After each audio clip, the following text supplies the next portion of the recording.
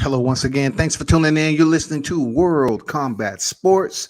Salute to each and every one of you that's in the live chat right now that's pulled up to WCS to support the channel. I appreciate you. Be sure you like, share, and subscribe for the content. As always, tell somebody, a friend, family member. You know how it goes, man. You know, you choose to donate to the channel, do so. It's hard work. And for those of you that's been around long enough for WCS, I appreciate you. It's pulling up. Donations is welcome. You know what I'm saying? Drop your boy something. You know what I'm saying? Show some love for the channel, man. It's a lot of this stuff I do, you know, on my own dime, man. Outside of this online. You know what I'm saying? You know what it is. Support your boy. And appreciate to the ones who do. Show enough.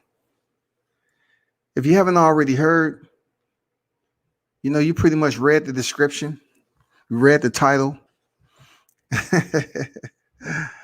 Hold up, shawty. Hold up. Listen, you know damn well I wasn't going to sit behind a thumbnail for this one. You pretty much read the title, right? You know what I'm saying? Tyson Fury depressed, broken, whiny. No Joshua and Fury today. Not today. Not today, shawty. You know what I'm saying? No surrender, no retreat, man. And you know what? Hold on for a second. If you're in the building, hit the like button. I appreciate you.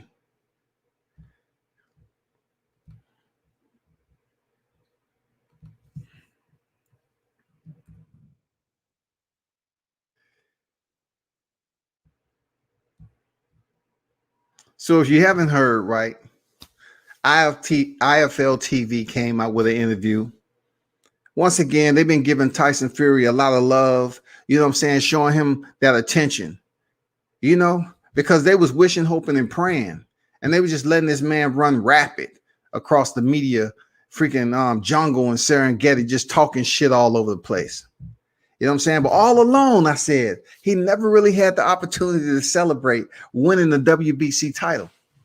He never had the opportunity to really celebrate and enjoy and embrace that moment of winning February 22nd, 2020. And I was like, yeah, for sure. Because you know what it is. You know what it is, Tyson Fury. We're not going to let you get away with this. No surrender, no retreat, man. Standing on ground. We ready. We are ready. Now this live, like I always say, it's not going to be for everybody, especially the Deontay Wilder naysayers and haters and the motherfuckers that wanted him to come for an interview, you know, just so they can be the one to say, oh, I asked him all the tough questions that everybody else didn't want to. No. This is a proven fact that there's no Joshua's, no Fury. This is a proven fact that everyone who's up here saying that he was broken, he was done with boxing, he's depressed. Who is the one that you're hearing that's always talking about depression and suicide? Tyson Fury, right? Isn't that what he said? Isn't that what Tyson Fury wants you all to freaking feel sorry for? Want him to, you know, Deontay Wilder posted a picture the other day, the man chilling on a freaking all-white couch with some of the most expensive drink that some of you, including myself, will have to finance the bottle. You know what I'm saying? He had, you know, a couple of pieces of jewelry there with a pistol. People ran with it. Not once did they say, like, you know, the man just sitting up there chilling, celebrating. Look, you heard Tyson Fury say it's a lot that's going on behind the scenes. Deontay Wilder, he might have been thinking about that and had a moment. That's why he was on the sofa. He might have had a moment of all those little behind the scenes little private points that's going on with the litigation and the arbitration or what have you, he might have just had a moment and laughed about it. He was like, baby, can you bring me that bottle? Can you bring me that bottle that costs like $5,000? Yeah, just bring it in here, please. You know, can bring me a glass, please. You know, I'm just gonna sit here and I'm gonna have a moment to reflect on myself, because they say I was broken, depressed, and I think Troy mentioned that. Troy, I gotta bring your name into it, because Troy, he was up here saying, "Oh, it's no arbitration. Oh, that's over with. It's no arbitration. He's done with boxing. He'll never box again." Come on, man. Come on. The invitation's open. When I drop the link, the invitation open. I want those Deontay Wilder naysayers to come on here, and I want you to apologize to the champ. You know what I'm saying? For doubting his will of survival. Not just in the ring, but out the motherfucking ring. Goddamn fighting for what he started right here. He started fighting for his family. So you should have known he was in the game differently. You know what I'm saying? It may not appease everybody on how he went about it, but goddamn it, when he was undefeated, the U.S. turned their back on him. Not everybody, but a lot of them turned their back on the champ. Turn their back on the motherfucker. Turn their back on him. Michael Johnson, boxing talking more. What's good? What's up with you, my brother? What's good? Andrew in the building, salute. Michael Johnson in the super chat. Appreciate that donation, my brother. Appreciate you. Real talk. Salute to you. Big Dog, salute WCS Fury having nightmares about a rematch with Wiilder. You ain't never lied. Dion, what's going on? We've been trying to tell them for 2 weeks. Don't believe this ESPN shit. And you know, we're gonna get through that. You know, we're gonna get to that, Dion. You know, we're definitely gonna touch on that. And you know, whenever you want to join the panel, you can. You know what I'm saying? But I wanted to get this video out the way, and then I'm gonna drop the link, right? So I want to show you a video, man. That's out with IFL TV. That was basically up there kissing Tyson Fury's ass. It's gonna take more than ass kissing IFL TV, because this is way deeper than y'all. Well, no, it's way higher than y'all. Okay, you can wish all you want of Fury and Joshua. All this shit with Bob Arum coming out, ESPN, all this outside the US, UK media continue to push this shit. Continue to say, oh, Fury Joshua could go down later this year. Fury Joshua is on the brink of one of the biggest heavyweight boxing matches ever. Fury Joshua, Fury. That's all you was hearing. And then I get on the phone. I'm like, Tay, what they do, man? What's good? I'm hearing all this. He said, man, don't believe that shit.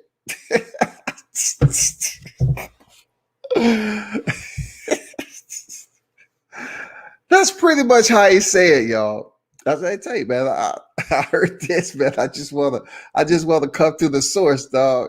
Man, don't believe that shit. That shit's hilarious, man, because so many freaking naysayers was out here just going off the UK media and ESPN. ESPN is supposed to be pushing Tyson Fury. Real talk. They supposed to. But it's up to the media, the true YTC media boxing channels that's up here, is to give you the true scoop on what's going on as much as we can, right? And what I can tell you that I absolutely know for a fact, that Deontay Wilder boxing career isn't over.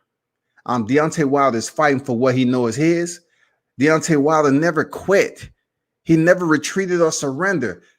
When he was away from the sport, you wanted him to talk. When he talked, you wanted him to be quiet. Now you got something that you know for a fact that he has a lot to do with why we haven't seen Tyson Fury fight at the end of 2020, why we haven't seen Joshua Fury, why the frustration has all of a sudden boiled over, and Tyson Fury is in front of the camera whining and complaining about not being able to fight Joshua. I just want to fight this year. That's a powerful black man, ain't it? God damn, that's a powerful black man. I just have to sit back and exhale. You know, damn, that's a powerful black man right there. For real. You know, the same black man that, you know, was getting all this slack, criticism, scrutiny. And the man that was undefeated, y'all. The man was undefeated, giving you everything that you asked for from a heavyweight champion. The sweet science is never a perfect template for nobody. You just have to go in there and get the win. And in the heavyweight division, we know a win can come from one punch, right? Let me show you this video right quick. And of course, they're probably going to give me, you know, it's going to be some haters that sit up here and give a strike or whatever. It's all good. It's all good. It's all good. But I'm doing it for the listeners and the audience. You know what I'm saying? For those of you that may have not seen the video just yet. All right. Watch this.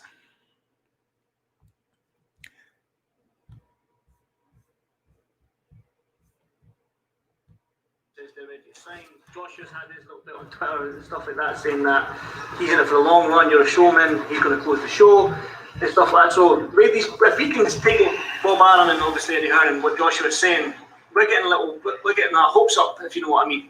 But on your side, Tyson Fury's side, you said there's nothing to report. Well, let's break it down, shall we? Okay. It's a bare minimum. Yeah, let's break it down. Eddie Hearn's a boxing promoter. So is Bob Arum. It's their job to sell the fight. Joshua is saying what he's saying. I don't know what he's saying. I'm not on social media at the moment at all. So whatever they say is very unimportant to me. Until I've got a date, a fight, and a hell of a load of money in my pocket, there's no fight. There's a lot of things going on, what people don't know behind the scenes. I like to hear that, people.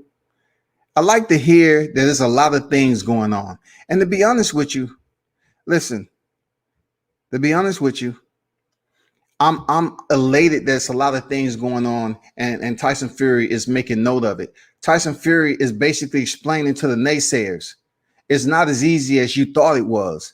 That's what Tyson Fury is telling you all. Tyson Fury is pretty much telling you it's a lot that's going on behind the scenes. Salute Deontay Wilder for being the general that you are, being the king that you have been since you started the sport, and you continue to be that guy, a leader.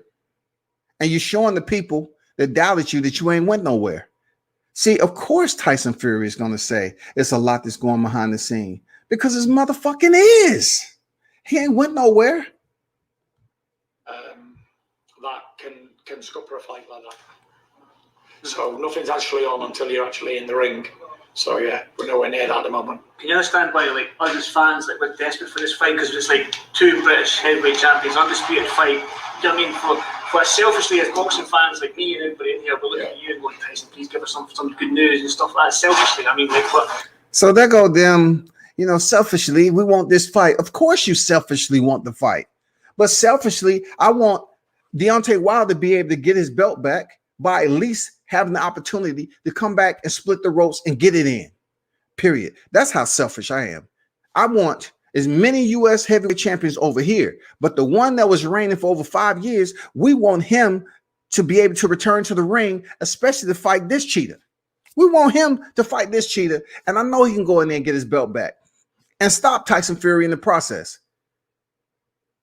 Deontay Wilder knows what he has to do. He has the resources to make that happen. But I like the frustration in Tyson Fury's face. Look at the frustration. Look, it's no smiling. There's no bullshitting around. Look at it. Look how I paused it. That's a man who's unsure. You know, he's unsure of himself. He's not a happy man right now. Real talk. We want the fight. I'm guessing that you definitely want the fight. You've called for Joshua for long enough. So what can you do on your part, if anything? Can't do nothing. No. It's out of my hands. Nothing to do with me. It's nothing to do with me at all. You can't do it. What? Okay. There's a lot of things behind the scenes going on, like I say, that can alter a fight. Do I think I'm going to be fighting Joshua in the next 10 minutes? Hell no. Do I think the fight will eventually happen sooner or later? Yes. It has to happen. But do I think it's imminent? Right next minute? No. Right next what? Okay. We've seen Mayweather and Pacquiao. How long did that go on for? That sort of Don't mention that. That fight was sort of like a wet fish. Do you know what I mean? Yeah, but then when it finally did happen, it was the most pay-per-view fight in history. Even though it was a wet fish. You still have hope, don't you, Fury? Just under 5 million buys, so suggest it's just the biggest fight ever in history. Yeah. So of course, the UK media bloviate that. When it does happen, then I'm sure that we'll all get to see it. But I'm not going to hold my breath for it. That's for sure. I'm not putting all my eggs in one basket because I've been guilty of. You don't have a basket. And then these fights don't happen, and then I end up in a massive depression and feel like killing myself.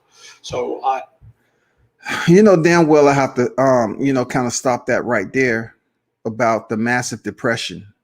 You know, I kind of have to talk about this, and it's no shot at depression. Is real in life, okay, for real. You know, it's people out here that's have depression and have mental illness. This is absolutely not to make light or any type of comedic,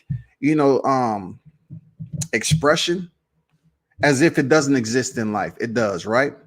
But in this particular case with Tyson Fury, why use it again? You frolicking your ass around here in front of all the media cameras, and you ain't mentioned shit since your return to the sport. You haven't mentioned no mental illness and all this other thing, except when you return to the sport, and you wanted everybody to feel empathy for you and embrace you and say, "Oh man, he had depression and all that." So you went around here, you did what the fuck you wanted to do. You played around in the ring, went to WWE, you wasn't depressed. You playing around over there, come back, you pick up the title, right? You're not depressed. So all of a sudden right now, you want to underscore that shit once again, man. You know what I'm saying? You don't have no motherfucking heart. You don't have no type of love within your body for those who truly are depressed and going through mental illness. You all about yourself. You're one of those individuals that will be an opportunist, and you continue to use the same storyline to get people to feel sorry for you. But the great thing about it is that, Deontay Wilder is in between all of this. He's the leader. He's at the forefront of stopping all this shit that's going on with people believing that it's about to be a Fury Tyson. I mean, a Fury Joshua. You know what I'm saying? It's good that he is the president. He is the one, the commander in chief of this entire operation. He enacted his rematch clause. And now he's making it known through Tyson Fury. Tyson Fury has become the mouthpiece for what Deontay Wilder is doing off the scene, outside of the scene. You don't see him that much, but Tyson Fury is the mouthpiece. We pretty much know Tyson Fury is speaking for what Deontay Wilder is in control of. Motherfuckers have to sit up here and just genuflect just a little bit. Take a knee and just put your hand up here and say, damn, I don't think Wilder is mentally broken, as we was talking. I don't think this motherfucker is depressed at all. I truly understand he wants to get back in the ring, but he has business right now. He has business. So right here, this business is holding up Tyson Fury from going about doing what the fuck he want to do. It's beautiful. It's extremely making my 2021 when it comes to boxing. We may not have a fight date just yet for Deontay Wilder and Tyson Fury. But what I do know, hearing Tyson Fury talk the way he's talking, you know what I'm saying? You can tell he's down. He's feeling gloomy. The motherfucker, he's not feeling good inside. He just want to fight. But guess who's holding that up? Guess who's basically no surrender, no retreat. I fight for what I know is mine. That's what it's been since day one, since the inception of my boxing career. I fought for people who I know that was important for me. Right now, I'm fighting for all of that. I'm fighting for myself. I'm fighting for my family. I don't have to be in front of the screen all the time to let y'all know what the fuck is going on. You will see it. Tyson Fury is just giving you, he's speaking primarily what's going on with Deontay Wilder. He's speaking for Deontay Wilder. Real talk. He's letting you all know that he don't have a date. He don't have shit going on. I love it. I love it. Maybe, when he does come back to the sport, maybe some of these naysayers, or not, will have a different, a different point of view on what they think about the champ. You know what I'm saying? They will have a different perspective on how they dogged him out when he was undefeated, 42-0. You know what I'm saying? From what he's been able to accomplish outside the ring. Telling people, ain't shit happening. Like I call up, I say, hey, Tay, I heard this online, right? And then Tay say, man, don't believe that shit. Hey, all you have to do is say, don't believe that shit. I say, okay, all right, cool. I mean, it's not too much. And then you keep hearing, hey, Tay, I just calling, I'm just calling for the source, man. And, they said it, man, don't believe that shit. Knockout Boxing 86 TV in the building, man. Check him out. Subscribe to a channel. Salute to you, brother. Don't IFL work for MTK? Man, there's probably a blend of influence in that. A lot of those media outlets that's over in the UK, they're very censored. They're very censored. The ones who aren't censored, either one, I know a person in general, for my own reason, that attempted to recruit me way back. I know he has money. He used to have his own business, and then he shut that down to get into boxing network or whatever. You have to have some type of money. You just can't be, a network over there and you're not funded extensively. So I'm pretty sure majority of the big ones is over there are blended in with MTK. But to answer your question, I'm not absolutely sure. And y'all, let me see. At all y'all that was doubting the champ, nothing moving without Wiilder, absolutely nothing. Talk to him, man. Nothing's moving. It's it's traction, but it's traction for Deontay Wilder, man. Come on, it's traction for Deontay Wilder. Because the longer this shit plays out, it's basically showing the public in general that he's not done with boxing. You know what I find very alarming is that how so many US boxing fans, just turned it over and rolled with the narrative like it was floating downstream. And the waterfall down there, but they was just jumping on the motherfucking canoe with no motherfucking oars and shit.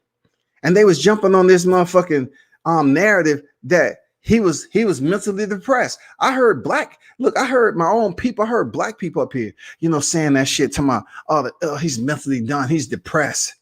He's losing his mind. Why isn't he talking to the public? Why is all this shit the way it is? Why isn't he letting us know what's going on? He's done. Tyson Fury broke him. This all you heard. And this was coming from black people too, man.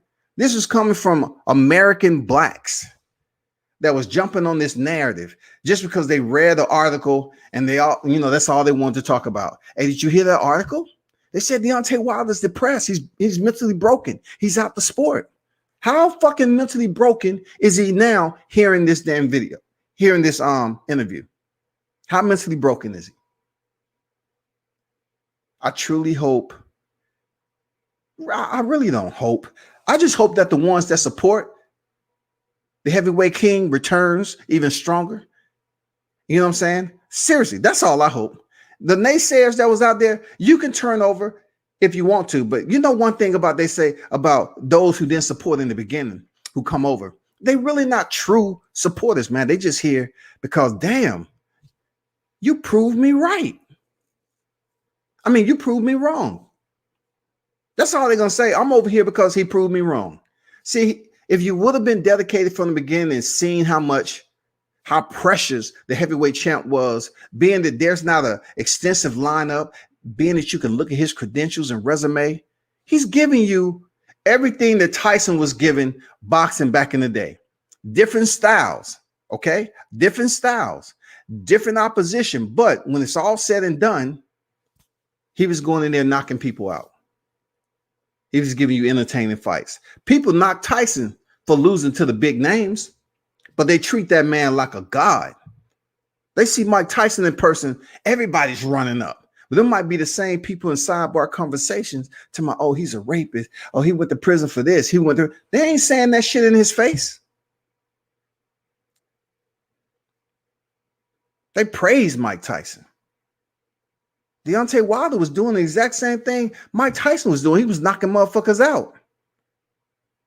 People really want to cheer for Deontay Wilder, right? They want to. But being that we are in this era where some people are still looking for heavyweight champions to look like those are the old, they're always going to have that mental block. You know, they looking for the Larry Holmes. They looking for the Mike Tysons. You know what I'm saying? They're looking for these big, bulked up Trevor Bervicks. You know what I'm saying? They looking for these huge ass heavyweights that used to fight back then. The Lennox Lewises, the Holyfields. They looking for the big motherfuckers. Deontay at one point in time was fighting like he was the lightest heavyweight in the game coming up from cruiserweight. He was in the teens and he was still going in there with the same results. King Mitch in the building. What's good?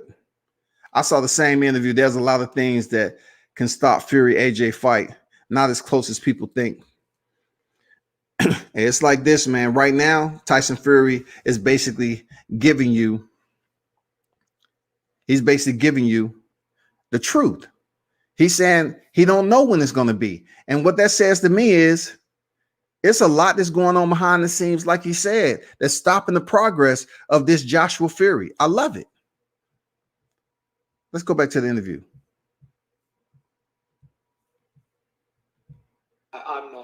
I'm not gunning to say, oh, this fight's definitely happening in May, June, August, whenever. If it happens, great. If it doesn't, you can't. Can't do anything about it. So that's probably the best way for you to look at it, obviously. Yeah, you know what I mean? That's the way I look at all these fights. Wilders, anybody. So I'm open to fight Fred Flintstone and his cousin. For real? 2 fights this year, and I don't give a fuck who it is. I don't care. I don't care if it's Joe Vlogs, Fred Flintstone, Mike Tyson, anybody. Deontay, you got this cat talking about fighting Fred Flintstone and his cousin. Tyson. Yeah, definitely be a big one. Definitely. You mentioned Wilder there. I mean, obviously, after you beat him in Vegas, he came up with numerous excuses and stuff like that. And yeah, here we go. Come on with the hating. Under the bus. Do you feel like he's done that in his comments against? I don't know. I'm not interested. Anything they got to say, none of my business. I'm sure everybody's relationship with his boxing trainers up to him, and none of my concern. But, you know, Wilder, don't write Wilder off at the occasion either. He could be fighting me next. Who knows? Oh, for real? Could have a fair trilogy with Wilder, yeah. Like I say, a lot of stuff going on behind the scenes. There's a lot of stuff going on behind the scenes, and, you know, Wilder might be next. Who knows? We'll see. Oh, for real? Would you bring these fights to the UK? No. I won't ever box here again. Oh, really? No. Finished. Well, that's wow. Made me feel. you don't. The superstar of world boxing. He ain't gonna box in a small old show somewhere. It's got to be in the capital of entertainment in the world. My home city now is Vegas. For my last 3 fights. Yeah, I dropped the link down there. Anyone want to come on here and talk about this topic? So be it. Let's go. It can be Deontay Wilder supporters or the Deontay Wilder haters. It don't matter. They've all been over there, so I intend to stay there and then my career over there. Well, that concludes that video, which tells me that Tyson Fury is truly unsure about anything that's going on. You know what I'm saying? Anything that's going on. What's going on, Mike? How you feel, bro? What's going on, World Combat Sports? What's happening, bro? I'm chilling, man. Appreciate you pulling up as always. Thank you for your support, man. What's cooking with you? What you got to say on this topic, bro? Hey, you know, it's the bullshit of the game. You know, this guy, he gets on IFL TV, and I believe on the front of IFL TV's in the intro, it clearly says MTK Global. Mm-hmm. And he has his shirt on and all that stuff. And they set this up because Tyson Fury had something to say. And so he already went through how he wanted everything to be perceived and all that stuff. And he's throwing out there once again that he'd never fight in the UK again. You know, you can't believe this guy. You know, we were saying from the get-go, I'm staying optimistic about everything, how to go. But we saw from the beginning that this fight might not go down. Everybody out here want to pick sides and say, oh, contract expired and all this stuff. But then clearly Bob Arum gives you the lowdown. Yeah. He says, if I was Deontay Wilder, I'd sue. Exactly. And then as his promoter, just like Frank Warren and all them cats, of course they're going to coincide with what Tyson Fury wants to do and what's the best thing for Tyson Fury and what's the best thing for them. Because the more money he makes, the more money they make. So why wouldn't they? But it clearly shows you that Tyson Fury can't sell a fight in the U.S. without Deontay Wilder. It's clear. I totally agree with that. It's clear. It's clear. And golden as the Midas touch, as some people would say. And for him to say he'd never go back to the UK, listen to the reporter. The reporter ain't checking him on it. Does that have anything to do with UCAD or the triple BOC? Mm-hmm. He's not asking. He's not going to ask. These guys are not going to ask Anthony Joshua and Tyson Fury any questions that makes them feel uncomfortable. But look at Deontay Wilder on Brian Custer. Is that his name? Yeah. Mm-hmm. Yeah. I liked it. I like Brian. But, for Brian to sit up there and smile in Deontay Wilder's face and cheat around these questions and kind of laugh and ease his way to the questions and then later on laugh at him. And this is the thing that gets me the most. Let's take this in perspective with football and soccer. Both of those sports, whatever you want to call which one football or American football. We see blatant cheating during games and don't nothing happen. Bad calls, all that. Spygate, slap on the wrist. You remember with New England. That was 2 years in a row. Yeah. We see all this. But the main thing that's concerned in these sports is the money. It's money. These guys, they want the fight to happen, but it seems like when he's saying now all of a sudden he'll fight the guy, there's a lot of things going on behind the scenes. Maybe it's Deontay Wilder about to sue his ass. I know he holding the process up like he should. But who wouldn't?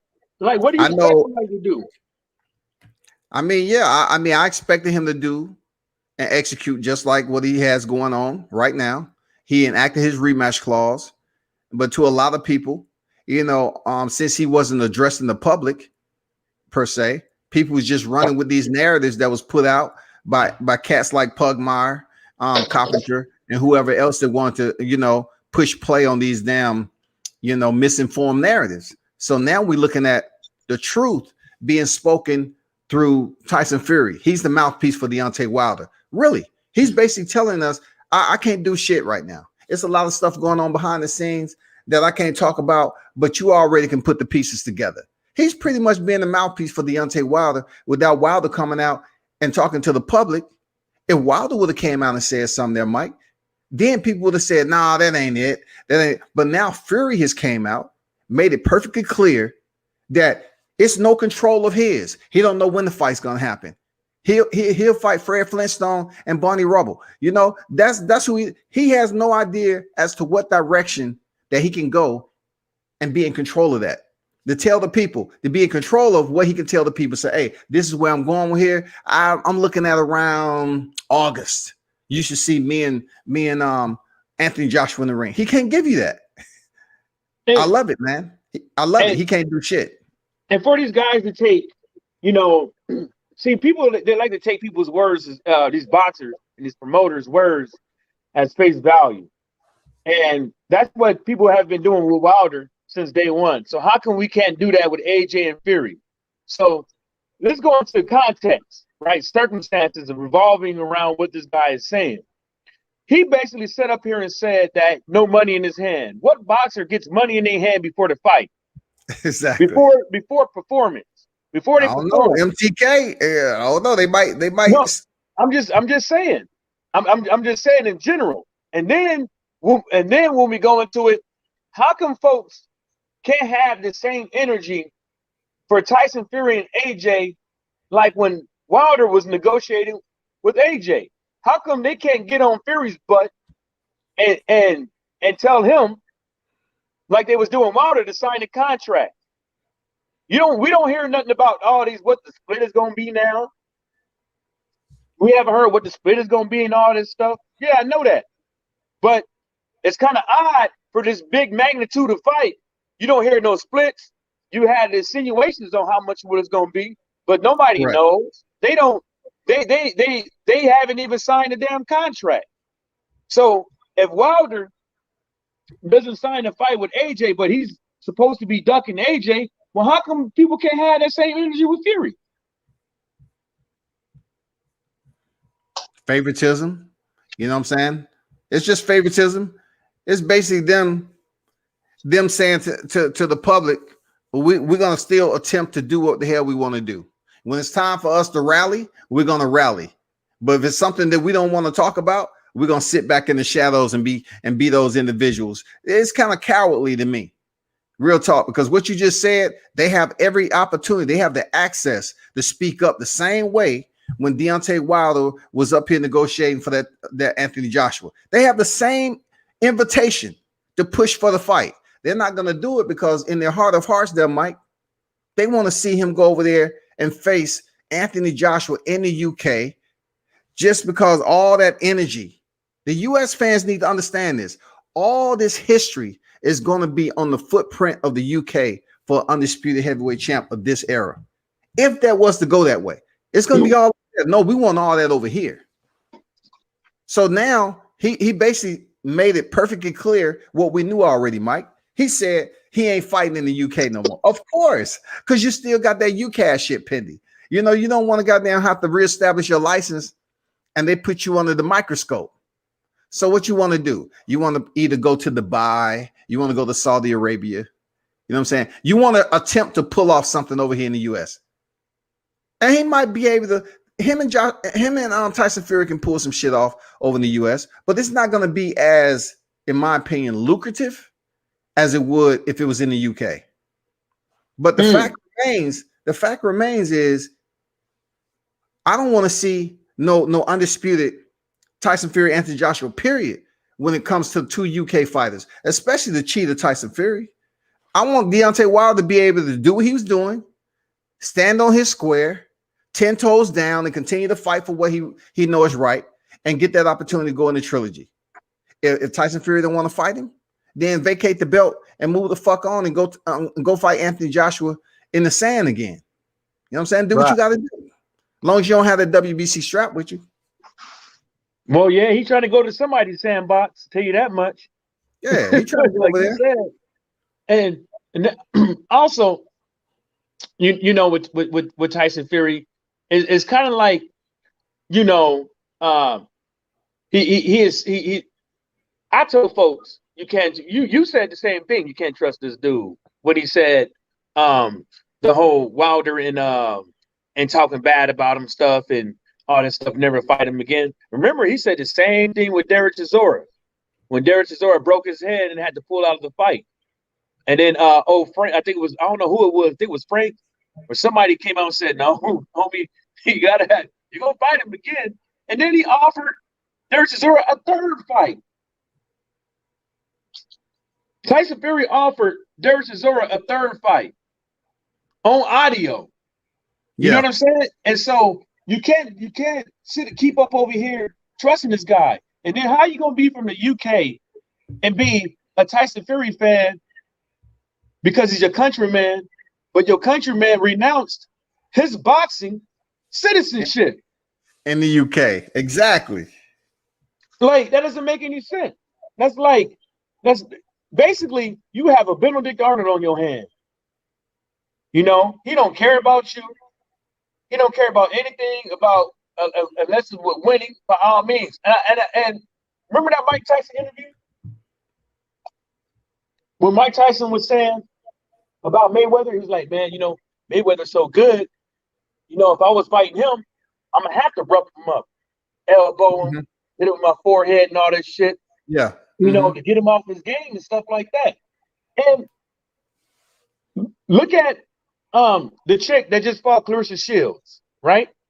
She does that the same shit in all of her fucking fights. Marie Dakar. Elbows, and headbutts. Go watch her fights. Tyson Fury, what does he do? When it going gets tough, when he knows that he has to pull everything out of his ass to win, elbows, forearms, and foreheads. And headlocks and shit. Right. And those are all illegal in the sport of boxing. And I hate for people to say that, well, this and the third. Like, no, it's fucking called cheating. Just because the ref doesn't fucking call it, just because the WBC doesn't want to do anything about it, but they want to talk about fighter safety, don't want to give women 3-minute rounds, don't want to give women 8-ounce gloves with 12-ounce with 12 rounds. But consistently they allow these refs to watch fighters get choked, watch fighters get rabbit punched, watch fighters get blatantly hit upside the back of their head, and all kind of cheating ass antics. And you never hear about no referee evaluation report after the fight. You'll never hear about that, because that's not the thing. That's what's gonna hurt to them. That's what's gonna hurt the money, because they have to overturn a fight. If they have to ever overturn a fight due to cheating, it's not gonna look good. True, I agree. Hey, knockout, go ahead, bro. You know what I'm saying? Go ahead. But for the WBC to even think about something like that, it has to be strenuous. Because we seen what happened, Mike, with Jimenez. Ivana Jimenez, or whatever her name is, she beat Franchon Cruz de Zern, and then turn around, the girl popped positive in the WBC, said she was gonna have to fight to get a belt back. You know what I'm saying? So we already know what the WBC is about, but it's just good that Wilder's, taking this course of action, and he had it contractually agreed upon. And due to the pandemic, a lot of people was running with what Bob Arum said. Bob Arum said it doesn't matter. Yeah, it doesn't matter. If it was prolonged from the COVID-19, it's still the same. The time goes by the same. I was saying to myself, no, that shit can't be true. A part of it can be true, but we're talking about a fight that needs a live gate. So there's no way you saying that Wilder and Fury will fight without an audience. I just don't see it. What's going on, Knockout? How you feel, bro? I'm doing good, WCS. Salute to you, and salute to you as well, Mike. Thanks for having me on, man. I know we've been on other panels before, but this is my first time being on your platform, man. Thank you. Hey, I appreciate you pulling up, man. You know what it is, man. You're a solid brother, man. Appreciate how you held your own over there. You know what I'm saying? That was the first time me knowing who the fuck you are. Real talk. Yeah. Probably the same you said for me too.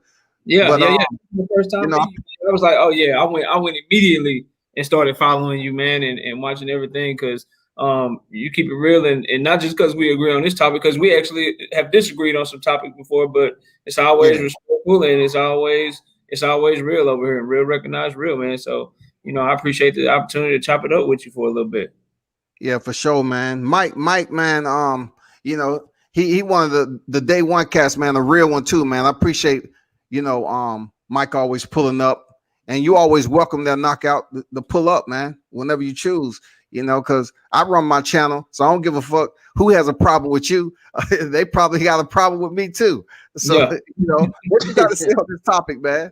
Man, so I'm all for what's going on with Deontay Wilder. I just hate how the heavyweight division is being held up by this, because of what's going on, man. The best fight that we about to get 5 or 6 months into the year is Arreola versus Andy Ruiz on pay-per-view, which should be a free damn fight. So that's the part I don't like about it, but I blame Tyson Fury for that 100%, because contracts should mean something. In every walk of life, if you sign a mortgage or if you sign a car note, whatever the case may be, what you sign and what you give your word to and what you say you're responsible for, that means something in life. And only in boxing do some fans want to act like it doesn't mean anything. Like, just think of all the stuff that's getting hold of. You know how many good fights we would get? We should be getting Tyson Fury, Deontay Wilder 3. We should be getting Usyk as the mandatory challenger for Anthony Joshua right now. And so, because of what's going on at the top, it's trickling down into the entire heavyweight division, and it's extremely stagnant right now because of that. And I don't like it one bit. But I'm so glad that Tyson Fury came out,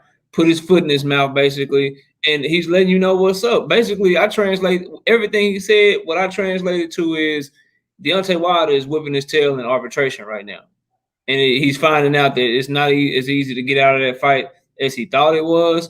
And that they had some good paperwork on Deontay Wilder's side, so salute to them. They knew he was a snake. They knew he was a liar, and they got him in the mediation process and then the arbitration process, and they're making it extremely difficult. So I love to see Deontay Wilder stand on his square. At this point, it ain't even about cheating for me. I just want to see him get the fight, and I'll know everything that I need to know in that third fight. If Tyson Fury ain't moving forward with reckless abandon, if his gloves ain't moving the same way that they moved in the second fight, then I think all real ones will know what it is at that point. And I want the brother Deontay Wilder to get his get back, man. And that's where I'm at with it. So I'm glad that he's starting to call Deontay Wilder's name back out. He's starting to say, hey, I might have to fight Deontay Wilder. It's all gonna keep coming. The chickens are coming home to roost for him. When you don't stand on integrity, when you lack character, and it always comes back to bite you sooner or later. And I think that's what's happening with Tyson Fury right now, man. What you got to say about that, Mike? Anything? Yeah, what I got to say is, you know, I am kind of interested of, you know, how nobody is none of these sanctioned bodies are ordering the mandatory for these guys to go into, you know, the first stages of negotiation. You know, I'm surprised they're not doing that. I mean, they did it. They did it with one of the Wilder fights when he was in the mandatory. They did it with other fighters and stuff like that. You don't hear the WO, WA, IBF or anything saying anything. You don't hear the WBC saying like, hey, man, you still got obligations with this guy and stuff like that. That's the thing that kind of gets me. You know what I'm saying? It's all about that money, Mike. It's all about that money they're trying to make because, you know, right unification on. trump all that. Right on. And they should, but they should have made it to me. And Wilder was really out of his contract because when you read these, I had the opportunity to read a few bout agreements, and in these bout agreements, it's signed out by the boxing commission. Mm-hmm. You know what I'm saying? So yeah. They read it. You know, Marcelo Suleiman read it. You know, he signed off on it. He literally has a spot on there for his signature. So he know what the deal is. You know what I'm saying? And everybody else know what the deal is. You know, and you know, I don't think that none of these guys are trying to have a fight without an attendance, 100% attendance, because that's money. The way it's looking right now, man, with everything opening up, I know it's partial live gates that's going on, but I'm talking about in an arena or in an area that's going to host a fight like this. They're gonna put it at full capacity, but they might put some type of stipulations on it dealing with the vaccine. I was talking with some people, you know, the PBC, and it's possible that there may be, you know, checks that has to go on who has received that vaccine and who hasn't, because they're basically trying to set this fight up, if it does go down, with the largest live gate possible. You know what I'm saying? They want to maximize as much as they possibly can. You know what I'm saying? So we're not going to have no 2,000, no 9,000, none of that bullshit that's in Texas right now. Texas is at 100%. So you know what's going down over there. And this fight with Deontay Wilder, and just say Deontay Wilder and Tyson Fury, this shit ain't going down in Texas. It ain't going down in Texas. It's going to be somewhere like they saying at the new stadium over there, new Saint Stadium, the Allegiant Stadium. It's going to be somewhere big. I don't think it's going to be at no Cowboy Stadium, bro. Or the Oakland Stadium too. You got that? maybe even or over there. it might be at the MGM again. You never know. Yeah, I was just about to say that because yeah, I read some of the reports and stuff like that that came across my desk at work, and yeah, they really trying to figure out like with this whole passport, COVID check, thing and stuff like that, and you know maybe even possibly mandating that everybody that hasn't got a shot wear a mask and all this hoopla. But you know, at the end of the day, you know, with this whole thing with Tyson Fury, you know, he has to make a wise, conscientious decision, and it doesn't sound like they even have their books together as far as you know, will he get this fucking money if he shows up to this fight? I don't think they know. You know, they talking about $200 million, but that's coming from somebody giving them the money. But at the same time, the person giving the money, they want that money back. Yeah, how can you guarantee 100 mil per, you know, on a fight already? You know, like one thing I know about the UK, man, Eddie Hearns, they always bloviate numbers. Guarantee it. You know what I'm saying? Some can be 10, they're gonna say it's 25, 30. You know, that's just what they do, man. And for me to believe that this unification fight will be 100 million per fighter, I'm not saying it's impossible, but you know, when it comes down to it, they want everybody to believe the hype for this fight. Outside of the competitors, they just want everybody to get some type of interest towards this fight. And look, if it's in the sandbox, who's going to be able to go to the sandbox? Who? It's all going to be generated through PPV. Who's gonna go to the sandbox? That's a good question. You know, round trip, you're looking at, you know, from America to Dubai or you know, Saudi Arabia on last minute, you're looking at 4 G's. Plus your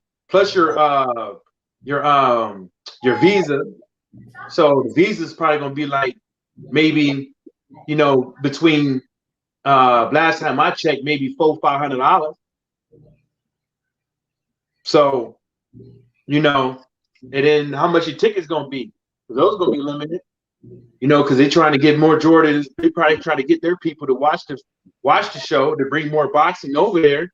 So how much you gonna pay for the ticket? It's all of, you know, you're gonna do the same thing and come out there with a package deal and stuff like that for people and a streamline for the visa and stuff like that. But you know, people even had a hard time doing the package deal and getting a visa when Anthony Joshua fought over there. So, you know, hats off to him for trying to for effort.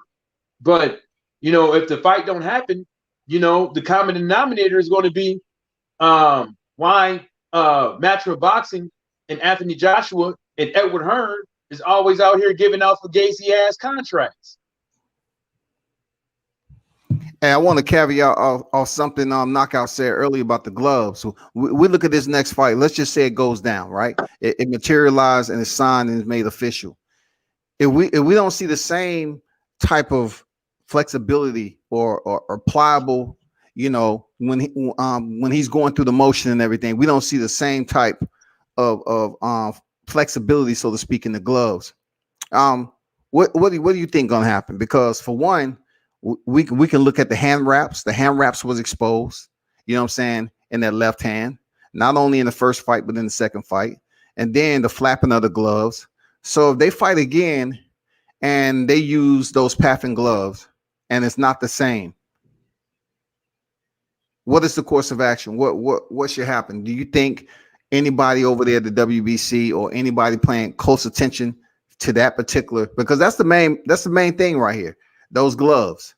So therefore, if it doesn't play out the same way it did in the first 2 fights, what should happen? What do you think?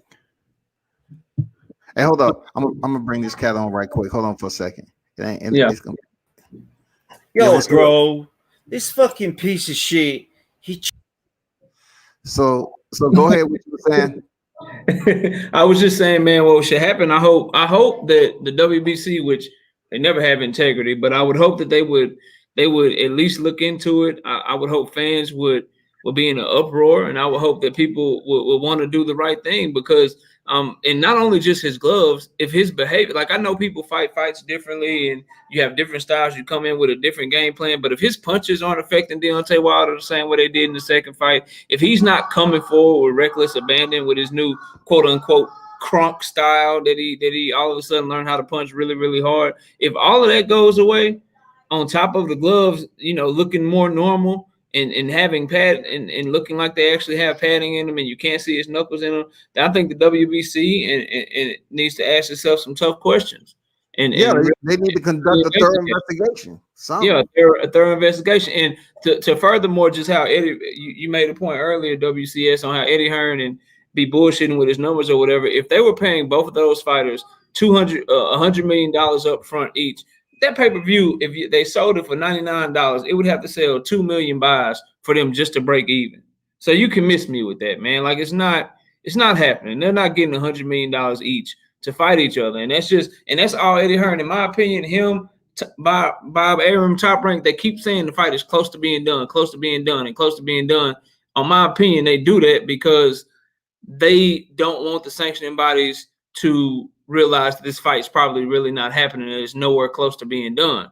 And so they keep saying, putting it out there, getting people excited about it, getting making the sanction bodies think that it's coming, making all the fans think that it's coming, when in reality, Tyson Fury is telling you, like, hey, this fight, I don't have anything, I don't have a date, I don't know anything, it's not close to being done. And then I understand big fights, they take a while to be made. Like, I'm not saying that they don't. But if they were really, they've been 95% done for like the last 6 months. They've been talking about they 95% done, and the deal is so close to being done forever now. And so I'm not buying into it, and I'll leave it at that. I think it's all BS, to be quite frank with you. But that's the man. I want to see the third fight for 2 reasons. I want Deontay Wilder to be able to get his shot back because it's contractually obligated, and he gave Tyson Fury a shot when he didn't deserve a shot. And then I want to see how Tyson Fury himself behaves in the third fight, and I want to see how his gloves behave in the third fight, because I think a lot of Tyson Fury's a piece of shit, bro. He cheated in the first fight, bro. Hey, Pigeon, you gotta wait your turn. He was talking. You gotta wait your turn, bro. Carry on, bro. Carry on, bro. Carry on, bro. I was not done. I'm good. I'm finished. You can go ahead. The hell is that? Don't interrupt a king, bruh. Don't interrupt a king, bruh. Listen, that piece of shit cheated in the first fight through the hammer fight. He got a world title through cheating, bruh. Do you know what that means? Basically cheated to get his fucking belt. All those belts that Fury got, imaginary, like Peter Pan. You know that guy. Unrival, let me ask you this. You remember when you came on here and you was getting personal about Deontay Wilder? Do you remember that when you left the show? But so you see, it seemed like you switched up now. It seemed like you switched up and you against Fury, but yet you was over here dogging out. You didn't think No, listen. Don't start ragging me. I mean, you was talking about his girls, how many wives he had. You was talking all that shit about the Listen, bro. This is my channel. You listen. All right. But Deontay, yeah, go on. Ask me a question, bro. Ask me a question, bro. Go ahead, bro. I just want to know, because you're the one that pulled up that time and you was getting personal about Deontay Wilder's personal shit several months ago. I remember who you are. It don't matter how many names you come up with. Yeah, that's fine, bro. That's fine, bro. Let's discuss him as well. So you apologizing to the champ, because you apologizing to the champ for being an idiot? I'll apologize for being nasty to him, yeah. Okay, carry on about Fury. Before you carry on, can I ask you what changed your mind? In terms of what? What changed your mind? Deontay Wilder. Yeah, what changed your mind, man? You were dogging Deontay Wilder, now you dogging Tyson Fury. What caused you to change your mind? Just asking. There was never me nutting on anyone. I just personally think that, like, Fury was a cheat, bro. He's been taking drugs for a long time. Deontay Wilder worked as a guy with the Budweiser. I used to work on those vans as well, carrying shit around, bro. In the UK, I used to carry those things around. This man, Tyson Fury, he's a liar, bro. I understand that. Was he a liar when you came on here disrespecting Deontay Wilder the first time? Was Tyson Fury? I don't like Deontay Wilder either, bro. Okay, what do you have against him? There we go. What do you have against him? I just personally think that he should have got rid of Shelly Finkel. He should have gone with somebody who wasn't a New York Bombay trying to fucking make money out of shit. My take with Deontay Wilder is not with him, it's with his management. Nobody likes Deontay's management, bro. Well, you don't like who he hired, and so we don't like who he's hired, bro. Okay, but would you say Shelly Finkel is doing a good job, or would you say he's done a bad job? Terrible job. We all know that. Why do you say that? Because he's a New York fucking Bombay. He's trying to sell out Deontay for that. He's trying to sell out Deontay Wilder. That's what you're saying? For money. Obviously, we all know that. If he's trying to sell him out, how come that contract was so good that they're holding up the entire heavyweight division right now, if you don't mind? Yeah, maybe so. They can hold up whatever they want. But listen, that's only going to benefit one person, and that's going to be Shelly Finkel, bro. You don't think it benefits Deontay Wilder to be able to get a rematch and get his belt back? You don't think that benefits him? It does, but listen, Deontay's it benefits more than just that would be a good job of management, right? If I'm your manager, bro, Deontay's being manipulated. If I'm your manager and I get you the rematch that you deserve, or if I'm your manager and I help you become world champion and I help you make millions, am I not doing a good job? No. I personally think that Deontay's being manipulated by Shelly Finkel and Al Heyman. Okay, how so? I just think they're lowballing him. Lowballing him, so they're not paying him enough money. That's what you're saying. That's exactly what I'm saying. Yeah. Well, so this is what I would say. I'm done. Y'all go ahead. This is what I would say to you. Like, you know, if you look at the big fight that Shelly has been a part of for decades, if you look at all the endeavors, like you can look at online that Al Heyman has been a part of in boxing and in music, you will see that they don't need Deontay Wilder's money. The problem is that, you know, feelings and thinking, right, is one of the two things that is going to mess you up as a boxing fan, because your feelings will want you to believe something that has nothing to do with nothing. See what I'm saying? It has nothing to do with why you don't like the guy or something like that, because you could use that same analogy to say that Tyson Fury has been manipulated by Bob Arum or Frank Warren. And you could also use that same analogy to say that Anthony Joshua has been manipulated by Edward Hearns and Barry Hearns. Excellent point.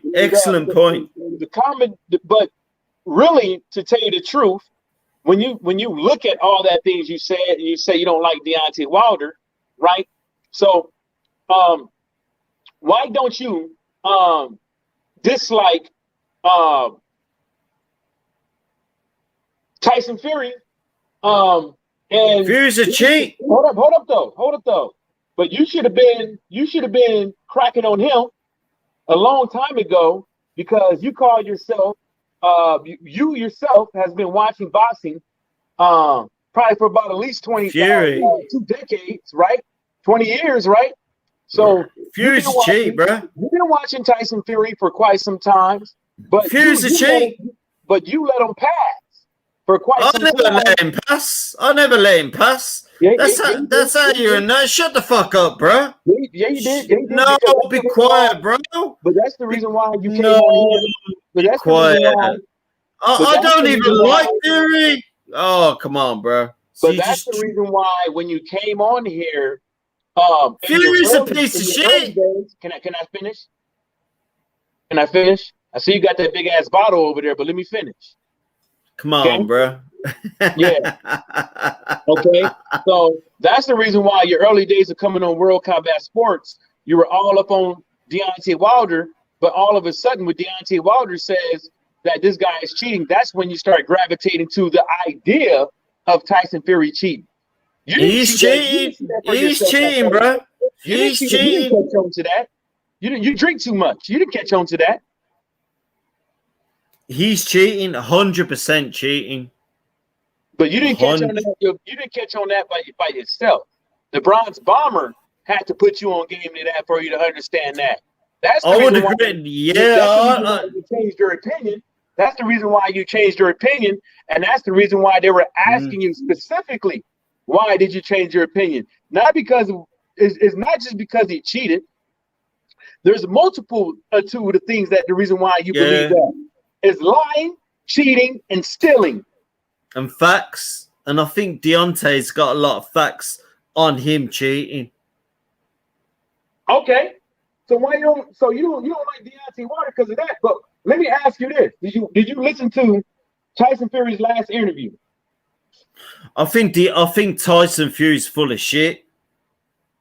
Okay. So I'm being honest. I'm not trolling you. I'm not trolling you. So why hasn't Tyson Fury and Anthony Joshua signed a contract yet then? If he's full of shit. I think Fury's a bit scared of that fight.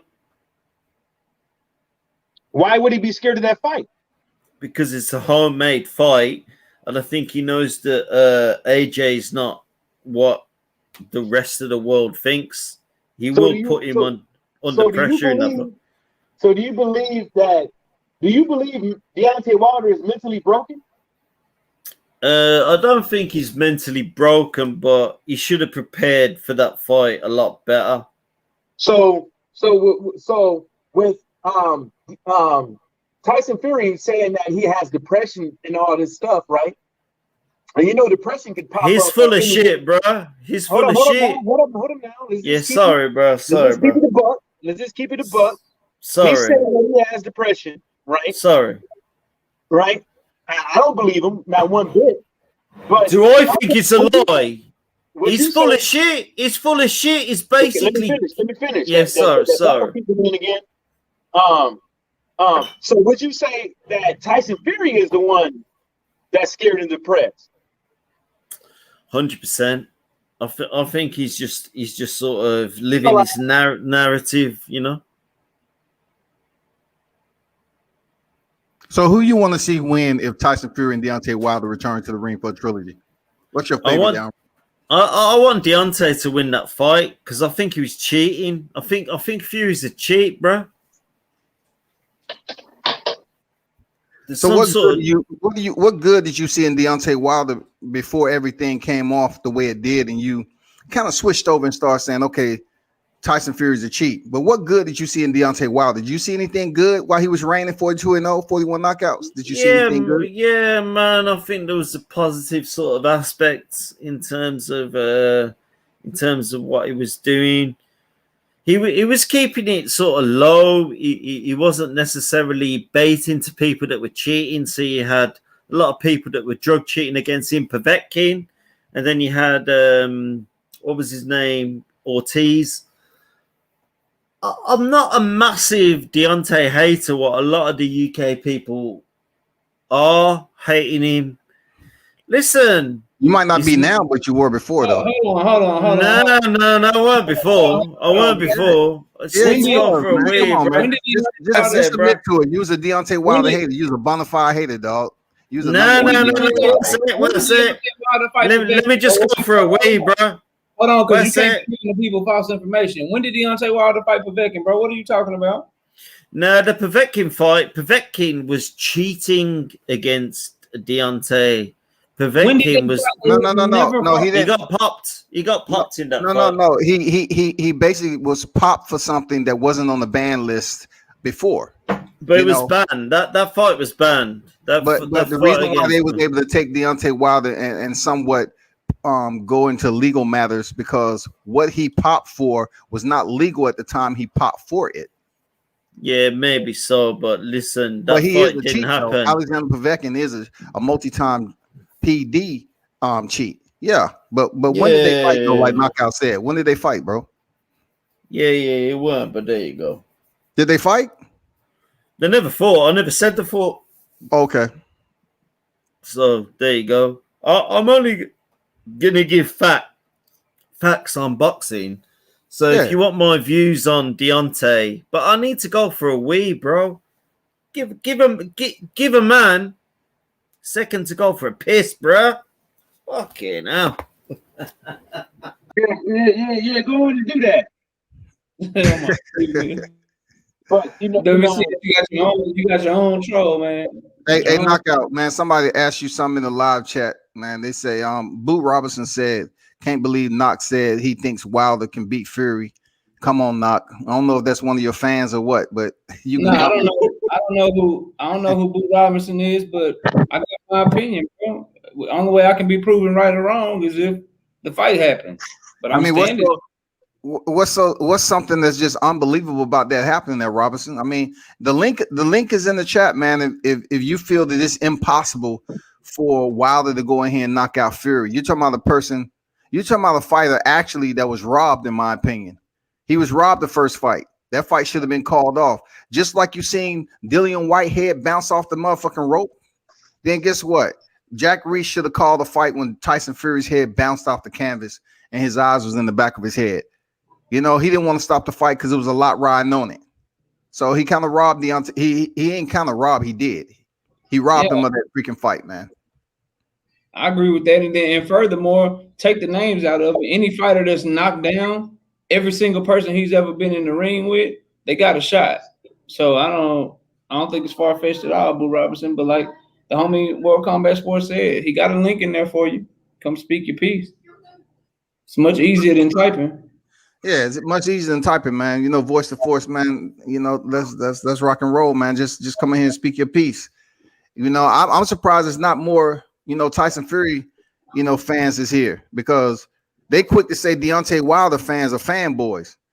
You know, I don't know how that terminology derived or who started it, but if you're a fan of any fighter and you rock with them heavy, then more than likely you can be beneath that umbrella. But being grown ass adults, we just fans who rock with fighters heavy, you know. So that's what it is, man. We don't need to come up here and make an excuse for the supporting Deontay Wilder. I just know for a fact that I'm on the same track. I believe he goes in there wholeheartedly and defeats Tyson Fury in the trilogy, and I do believe he can knock him out. But my main thing is that when you say a boxer like Deontay Wilder can't box, then at least, you know, because these guys can't. They never have. They just say he can't box. Like, elaborate. Like, where is it? What do you mean? You know, because a guy to get this long with all these knockouts, and we've seen it. We've seen knockout artists come and go. You know, we've seen heavy hitters, welterweight, all these divisions come and go. And because you can't just, it's not just Deontay Wilder's right hand that's been setting apart. You can watch boxing right now and just look at these motherfuckers' feet. Look at they positioning of they feet. Look, why are you circling to the left? You know what I'm saying? Why is this boxer circling to the right? Why is this boxer trying to set up left hooks, jabs to the body? Why is that?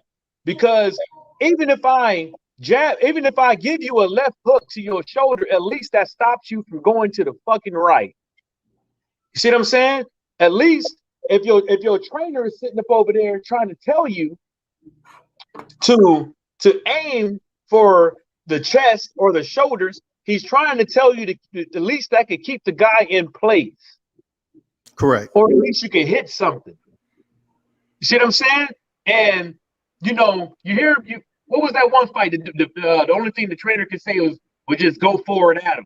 That's not no fuck. That's not a strategy. You know what I'm saying? Look at Canelo's last opponent. What was the boxing game in him? Rocky Fielding. What was the boxing game in him? Like you was not coming in here in heavyweight boxing, fighting these guys with just their fucking right hand with no boxing ability. He might not be the best polished heavyweight boxer or boxer of all times, a boxer in this era and stuff like that. But the fact still remains, he still knows how to. He perfected the setup of the right hand, and all of his opponents felt that. And people gonna say, "Oh, well, he finally fought somebody that wasn't scared of him," and this and the third. The fuck are you talking about? Because Wiilder wasn't scared. Wiilder, every time Wiilder got knocked down, Wiilder walked straight towards Tyson Fury. Walked into the fight. He never backed away from the dude. So what are you guys talking about? Okay. He didn't give us that Ryan Garcia. He didn't give us that Luke Campbell, Ryan Garcia type of shit. You know, you let your opponent up from a knockdown and then you back up to the ropes and allow him all that room to recover and come towards you. You know, I mean, none of that shit, bro. And then look at the Dominique Brazil fight in Otto Wallin. Otto Wallin's a southpaw. Dominique Brazil came in with that jab. We know a southpaw jab is left hand, right? I mean, orthodox. He came in, he popped the damn left hand out there. Otto Wallin just kept on popping him with the right, and then he pivoted out. And then Dominique Brazil's left there, cross foot. Damn, he got to go chase him down. Same shit happened. Go up against the ropes. Otto Wallin popped that right hand out there, exit out. He leave Dominique Brazil standing there in place. Same shit. All fight, and Dominique Brazil did nothing to correct it. Now I can see if Deontay Wilder was doing some dumb shit like that, but that's not the case. Well, then again, we heard Anthony Joshua saying that wasn't him. You know what I'm saying? And so if you see that Deontay Wilder didn't look right, you see Anthony Joshua don't look right. You hear Tyson Fury can't say he didn't cheat. You can't say Tyson Fury said, well, you know, after reviewing the fight, man, that dude didn't look so good. You don't hear him saying that shit. You don't hear nobody even asking those questions. And so when you look at the second fight with Andrew Ruiz and Anthony Joshua, why was Anthony Joshua fighting like he's scared against a guy that was out of shape? Why did that fight go to distance? It didn't go to distance by design. It went to distance because he was scared. Let me just let me say this real quick, and then I'm gonna let y'all cook. I want to say thank you, World Combat Sports. I got to run off. The wife is asking me to do something, but I want to say thank you to you and Mike and the entire chat, man. I appreciate you letting me pull up and talk with you for a little bit, man. I'll always stay tuned, and every time you go live or drop a video, man, I'll be in tune. But I want to say thank you real quick before I hopped out of here, and y'all keep. Nah, man, you ain't going nowhere. You can talk to her later, man. No, I can't do that, bro. I can't do that, bro. Not at all. Hey, I hear that, man. Hey, I would discourage you to do that, you know, to do that shit. Yeah, man. At the end of the day, she's the boss, man. I gotta make sure happy wife, happy life, bro. Get your ass whooping your sleep. Trying to tell you, man. But y'all take it easy, man. It was a pleasure, bro. Hey, man, appreciate you pulling up there, knockout, man. Salute to you. Salute to you too, man. Right. D-Ray in the building. What's good? D Hodges, what's good? Andrew Charles, appreciate you, bro. He said, appreciate the content. Appreciate you, man. Thanks for your support and your donation, man. Real talk. You know what it is. But man, it's gonna change. You know, I just like the fact that it's a stalemate right now. And Deontay Wilder is pretty much, you know, showing the people indirectly that he's still in the equation. You know what I'm saying? You don't have to come out here and speak to these individuals that really don't give a fuck about you.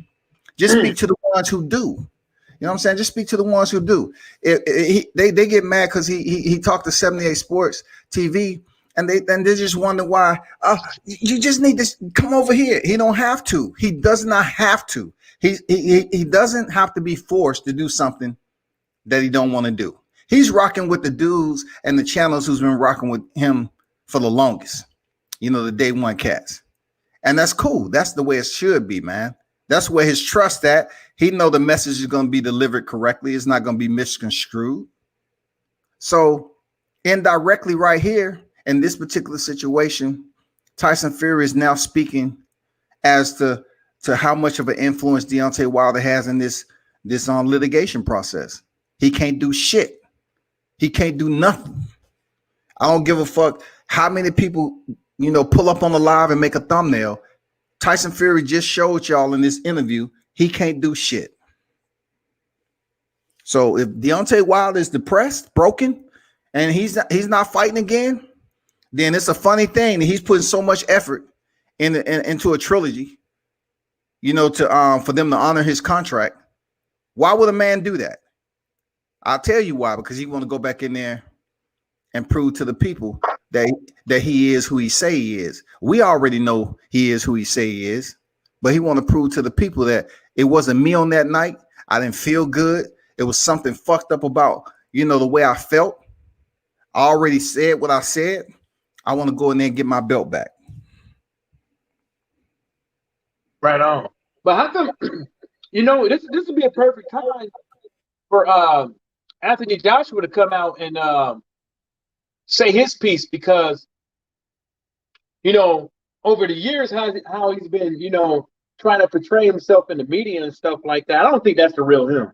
I seriously don't. I just think that he's trying to be extra careful and be the so-called professional and stuff, all this stuff. Because you know, out there, you know, that's a big thing. But I just feel that, you know, at the end of the day, I think that, you know, not to come clean with everything and get too much shit out there, but at least let it be known that, you know, that at the end of the day, you know, that they done their part and stuff like that. Maybe if they have a date, maybe they have a venue, maybe they have proof of funds of like they was saying Deontay Wilder didn't have, because obviously it sounds like they ain't got none right now. And clear some of this smoke that's out here, because it don't look good. It looks, and to me, really, this looks unprofessional. It looks unprofessional when you get outside entities in the boxing and big up this big ass money, and you can't get the fight going. You can't get the contract signed. So they probably can't even move forward over there, because they probably don't even trust these guys to book the venue, to get all this stuff and to make things start shaking. You know what I'm saying?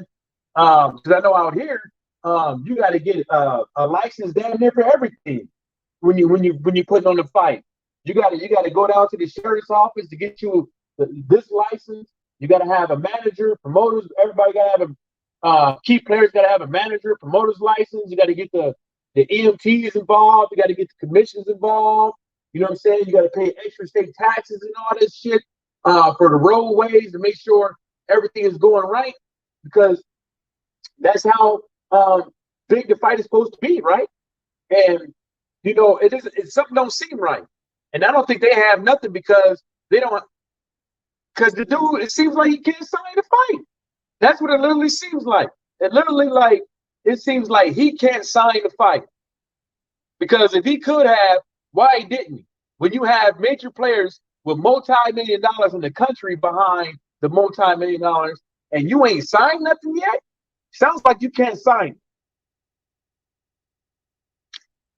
it. And not only that, these are the same countries that's been hosting your boy Daniel Kinahan while he's been staying in Dubai, Saudi Arabia, and all these other countries. They've been holding him down. So I'm pretty sure he vouched for him. I'm pretty sure they know that money is there. So why you ain't signed? I think it's possibly that it is wild.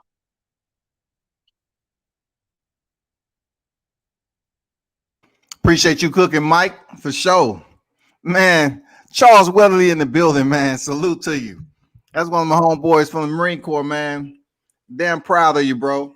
I don't want to sound like an old man, but this cat right here, at one point in time, was one of my recruits, man.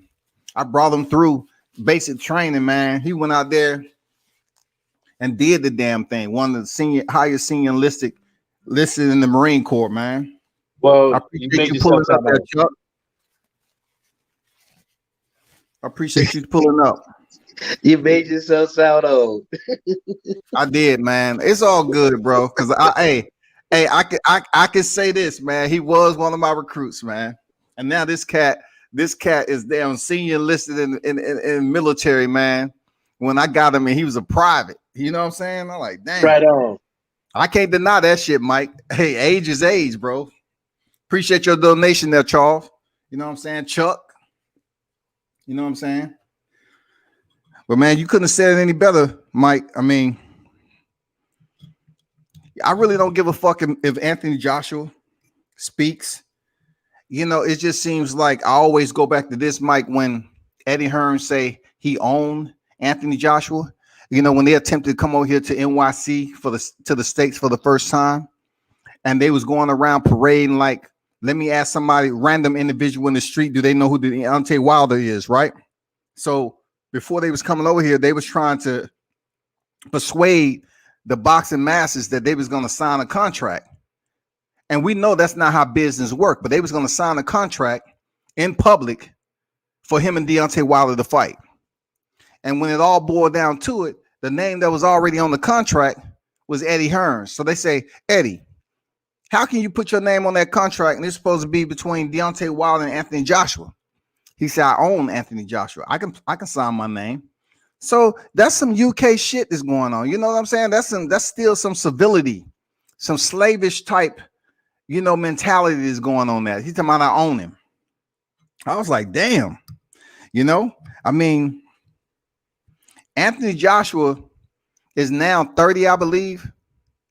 I don't see him ever divorcing his marriage with the UK with Eddie Hearn. I don't see it happen. I don't see Anthony Joshua deciding to come over here to the US and fight under somebody else like the PBC or Top Rank. I don't see it happening, man. They won't, because they treat him like he was Lennox Lewis. You know? And I hate to say it, but you know, I don't know why they giving. I'm not gonna say it, but I'm just gonna insinuate. But I don't know why they keep giving Tyson Fury a pass. But I'm gonna put it to you like this: when Lennox Lewis was fighting out of there in the UK, people kept saying he's Canadian, Jamaican, and not from over here. Blah blah blah. Woo. If AJ was to come out here under the prefix that Edward Hearn gave him, which was this was where the big money is at. That's what Edward Hearn said. Edward Hearn said coming out here is where the big money is at. That's the reason why they went to Madison Square Garden and got their ass whooped. And it didn't work out. That's another reason why Tyson Fury thought it was a good idea to come over here and thinking that he was going to sell a whole bunch of tickets. But it didn't work out that way. And these guys, see, this is what people forget. All these boxers out here, they learn the game of boxing from somebody. At some point in time, whether or not it's their early career, later in their career, they had to trust somebody. And they always learn the game from somebody. All the definitions, all the words they keep using, they learn from somebody. And motherfuckers can't keep the word tremendous out of their mouth. And who taught you that word? Right? And so when you listen to Tyson Fury, you listen to AJ talk, who taught them the game? They didn't learn the game on themselves. They learned it from the same guy that has a power of attorney to sign your contract without you even reading it. That same guy. Because the power of attorney doesn't say you have to read it. Power of attorney says I have the power to sign in your absence, whether or not you read it or not. And that's what Edward Hearn had. So if Edward Hearn has that, and they're supposed to be boys, so what about Kell Brook if Edward Hearn is supposed to be boys? What happened to that? How come Edward Hearn couldn't give Kell Brook a venue? Or, a broadcaster. Put his name out there and give him a broadcaster to sell some numbers. Even though people was going to show up to watch that fight. But he didn't. Because Kell Brook did something that Edward Hearn didn't like. and Edward Hearn got his feelings hurt, he's gonna do AJ the same way like he do everybody else. But the only thing about with AJ, if AJ leaves, he ain't got nobody else. So the pimp no longer really has a stable.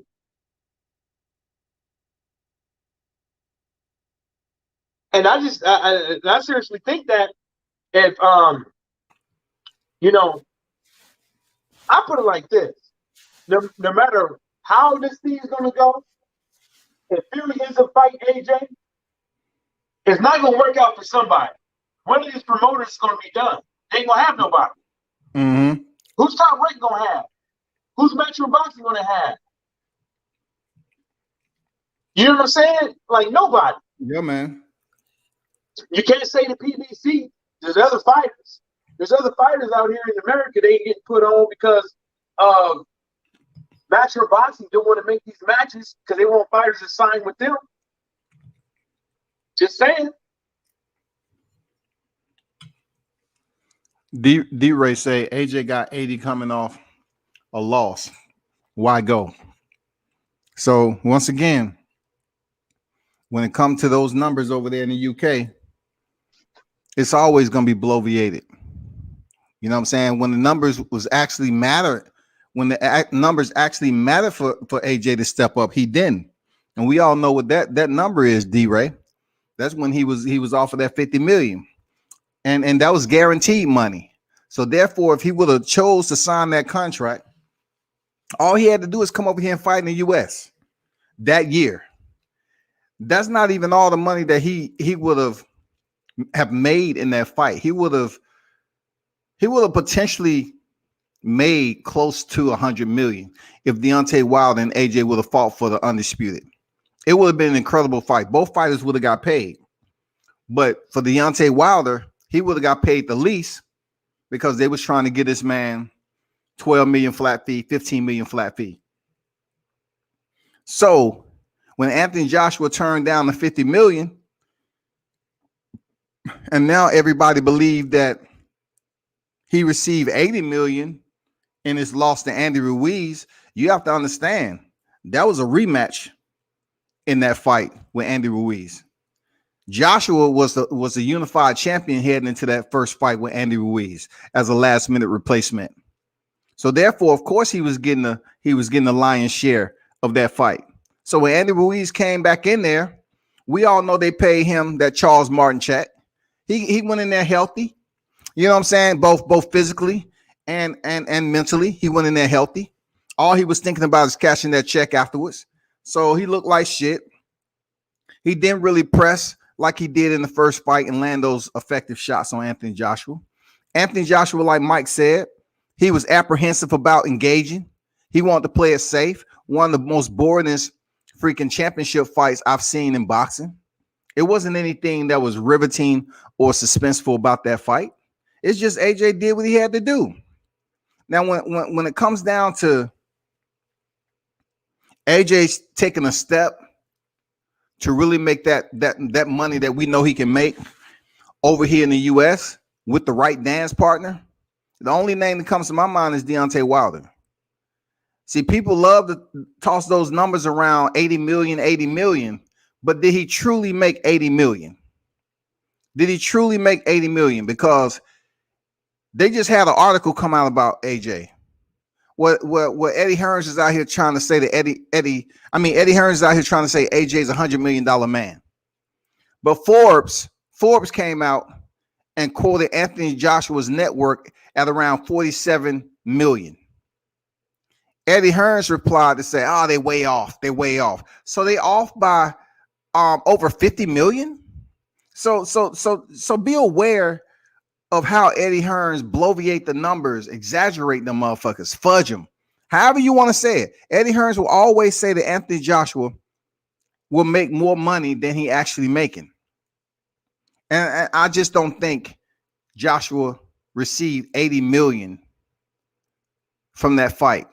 You know, because if you look at it, he had to pay his people, Eddie Hearns. He probably had to give Eddie Hearns 35, 40%. He probably had to pay Pops, Barry Hearns. He had to pay him 5-10% for whatever reason. He had to pay his team. You know, he had to pay a lot of people. He still walked up out of there with a good share of the money. But I don't know if he made 80 million, to be honest. Even fighting over there in Saudi Arabia. I don't know, man. But anyway, I'll be honest with you. I'm never the one that get knee deep in these numbers. Only when they was trying to sit up here and give Deontay Wilder that 12 million flat fee when you didn't do it for the other fighters. Like you treated the other fighters fairly. You said 30%. Okay, cool. But you want to go over here and say Deontay Wilder get a 12 million flat fee. And then Eddie comes on here and say, oh, we're going to increase it to 15 million flat.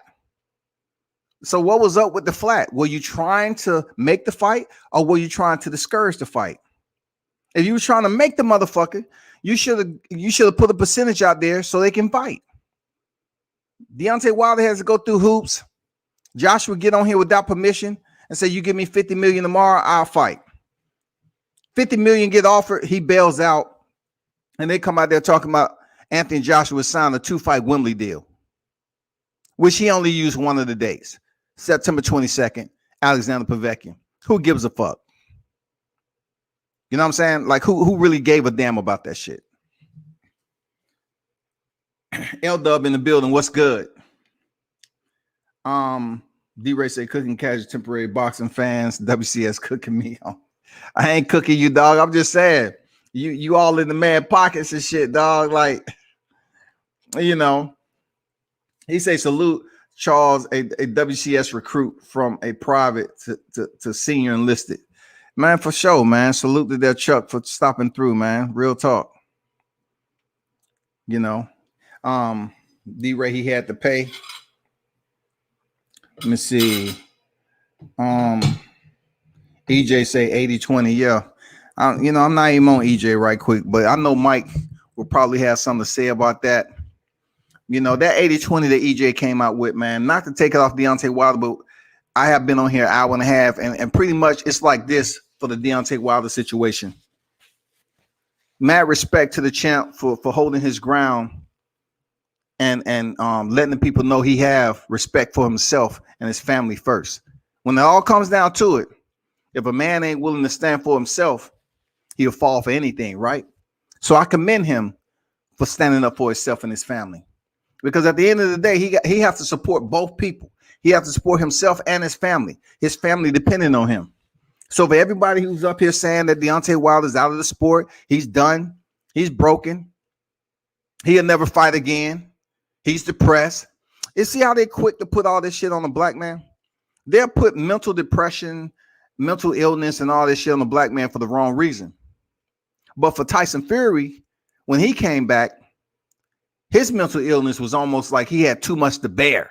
Oh, Tyson Fury had too much to bear as a unified champ. It's just so much. Well, first of all, he didn't pop as a unified champion. He actually had dirty shit for the Christian Hammer fight, period. They just allowed him to appeal the shit. And in the process, once again, being greedy, he stepped in there with them Vladimir Klitschko. And what? We all know the situation. You know what I'm saying? He picked up the motherfucking belts. And then he went on that fight too. Yeah, he was probably coked up in that motherfucker, knowing he was about to get suspended. He didn't feel shit. And you know, I mean, goddamn it, you know, went off into a hiatus where now it's coming back full circle. This motherfucker put up, oh, I'll probably get deep depressed and want to kill myself. Now he's using that shit again at the right moment for people to feel that sympathy for him. You know what I'm saying? I'm like, damn, this motherfucker don't care, man. You know what I'm saying? He don't have a heart. He just keep on using the mental illness shit and suicide. You was fucking around with recreational drugs for 4 fucking years, bro. I mean, three years, whatever. You didn't think about suicide then when you was getting high every time you put that shit in your nose? And get the fuck out of here with that, man. And what they say, this is what they say about these drugs, man, when they taking them. It's like, yeah, you get high and all that stuff, but eventually the demon comes out. You know what I'm saying? And brings up everything that doing harm to people and this, that, and the third. The demon to come out when you ain't, getting high. My whole thing is that, I put it like this, man. I had a brother that was popping pills, and ended up ODing. His birthday was today. Wow, bless Also, you, bro. I got a guy that I used to work with. Oh, thanks, man. That I used to work with. He had depression, and I'm gonna tell you something. When these guys have severe depression and stuff like that, you're going to see it. And I'm telling you one thing, man. You never heard one thing iota out of anybody's mouth about catching Tyson Fury in depression mode. Never heard it. You always got a camera around him. We always got people talking good about him and talking good about this. You never hear it. You know what I'm saying? Because they can't turn the switch on and turn the switch off on when depression is supposed to hit and when it's not supposed to hit. It comes when it comes and it goes when it goes. And for this guy to sit up over here and say that he should have fought, he should have had a fight in December, he should have did this, he should have did that. Don't count out Wiilder. Don't worry about what he's saying. Bygones be bygones. Like, think about it. Does he really have depression? In my opinion, no. Do I know the guy? No. But at the end of the day, if he really did have depression and boxing is his solace of fortitude, but why he couldn't go out there and fight anybody? Oh, he said he's not going to fight without any fans in attendance. So what is it? So it's not depression. It's not the contract with Deontay Wilder. It's not the money with all these guys. When I say the contract, it's like, it's not voided. It's not voided. Because if it was, he would have already fought somebody. He can't. Correct. He can't. And you made a solid point there, Mike, about the secret or the private audio that was leaked with Tyson Fury and Frank Warren talking. You know what I'm saying? They was up there saying, and it was conversation between both of them, and Tyson Fury and Frank Warren was talking about not fighting without a crowd. So it ain't him all of a sudden want a motherfucking fight right now is because everything is opening back up. But before, he wasn't on here talking about, well, I want this fight. He was saying, I never fight him. I never fight him. I never fight him, over and over again. That shit done changed now, being that the vaccine is out there. We have big arenas reopening, and all of a sudden he probably feeling the heat and that crushing moment behind the scenes in litigation, that this particular court case may not come out in his favor. That's why he was mentioning Deontay Wilder. He said, it could potentially, Deontay Wilder could potentially be my next opponent. Shit is not going the way he thought it was. He can go out here and whine and complain to us, but ain't nobody trying to hear that shit, man. Ain't nobody feeling sorry for you, because goddamn it, Bob Arum, Eddie, and all them other cats, they're trying to push this Joshua Fury damn unification for Undisputed. That's a lot of money involved in that. One boxer, one black man in between everything is the one who legally have a right to do what he's doing. The one that has been receiving all the criticism, that's Deontay Wilder. He's standing his ground, man. He's doing what the fuck he's supposed to. Stand for something, to fall for anything. Goddamn man, for standing for his motherfucking legacy, career. He get out this damn court case and he fights damn Tyson Fury trilogy. The shit's gonna do incredible numbers. Incredible numbers, especially if they have it at Allegiant Stadium. It's gonna do incredible numbers. And you know, Mike, we get firsthand to look like everybody else to see how this motherfucker fights in this trilogy. Is Sugar Hill gonna be in the corner, or he gonna fire Sugar Hill and rehire his old damn coach? You know, to try to bamboozle the crowd again and act like, you know, he went and made a significant change to his training camp to step back in the square and do what he did. Now, motherfucker, they're gonna check your gloves on the trilogy. They're gonna make sure you have the right gloves. Goddamn Deontay Wilder and his team. They're gonna send somebody in there to know what the fuck they looking for. First of all, they're gonna know what the fuck they looking for. Because, you know, I did hear JD's was a little bit inexperienced in what to look for in gloves. So the scrutiny is going to be there. The examination is going to be thorough next time. All we need to do is get out the court, you know, on the green side, and make this trilogy happen. And so we can have something to look forward to this year in 2021. That's what I'm waiting on, bro. World Combat Sports, speaking about gloves and checking, Derek James said it. Derek James, world-renowned boxer. I mean, you know, trainer. Yeah. He said it.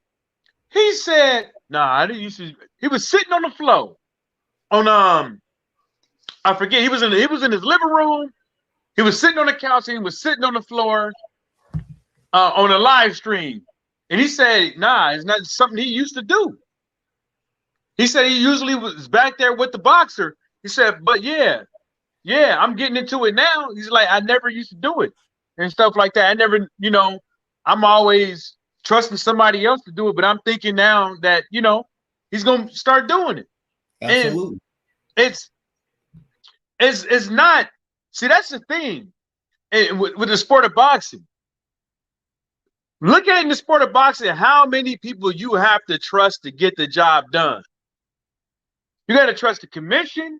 You got to trust each and every part of your own team. You got to trust your manager. You got to trust your promoter. You got to trust the people that's running your money. You got to trust all these guys around you. Because you can't do everything yourself as a boxer. You can't. And now look, all these trainers out here is starting to look at gloves now. Because they never were before. They probably don't even know what they're looking at. They probably need to go and talk to people and take a class on hand wrapping now because they ain't been watching. And I'm gonna tell everybody this.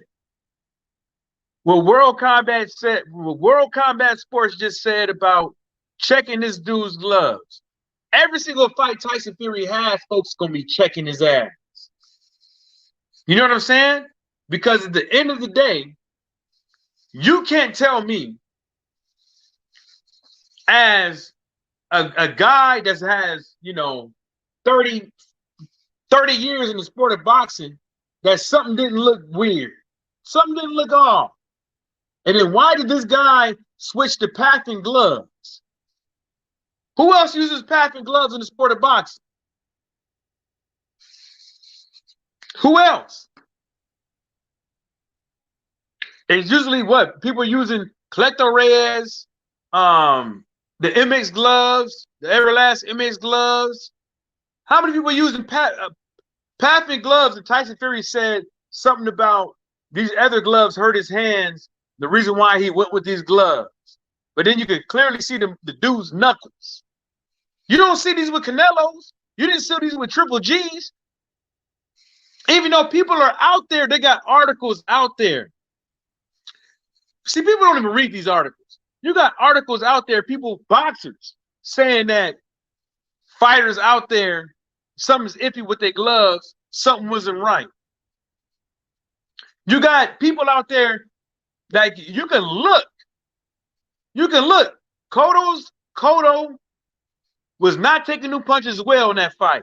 But in the second fight, he was taking new punches well. It didn't look the same. It did not look the same. Every time he got hit, it looked like he was saying, ouch. And it's gonna be the same thing in this fight. What was his name? Knockout? Mm-hmm. Knockout? Yep. Yeah, it sounded like he got a couple of knockouts on the streets. But when this fight come back up, if the performance look different, what would you say as a boxing fan? This is an open-ended question, but what would you say as a boxing fan about that? Because that says a lot about us as a trainer. You're supposed to have world-renowned trainers in his camp, and can't nobody teach him how to sit on his punches? That doesn't make any sense. And then that's what he said. Well, I just came in to teach him how to sit on his punches a little bit more. And then the third, well, how is that so? Because if you're supposed to be a world-renowned trainer, you couldn't do it. That don't make no sense. That's something that you didn't know how to do. I'm just saying, something don't sound right.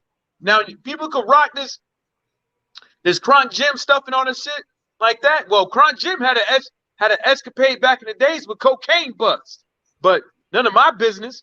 But none of your business. Yeah, I mean, people don't want to bring that up, and the dude that got the most time was with the person. The reason why he got the most time because he didn't snitch on nobody. That was the reason why he got the most time, because he didn't snitch on them, but they didn't want him. They knew it wasn't him, but they had to give him more time because he didn't snitch on the rest of the dudes. But I'm just saying, none of my business. But you guys want to keep talking about Crunk, the most renowned boxing club, but you guys were saying nothing about Crunk. When Tyson Fury came back, and with Tyson Fury with Klitschko and all this stuff, nobody was talking about Crunk. If that's the case, if that's the case, the dudes who was training Mike and went over to train a couple of other cats under custom model, why you guys ain't talking about them? Why you guys ain't talking about Eagle Gym over there in the UK? And that's where y'all from, but y'all talking about the Crunk Gym, and y'all from the UK. That's absurd. I'm burning my chicken breast. Hey man, solid point though. They hear you out there. Hit that like button. If you're in the building, hit the like button, man. Appreciate Mike for pulling up, man. Always kicking that fire.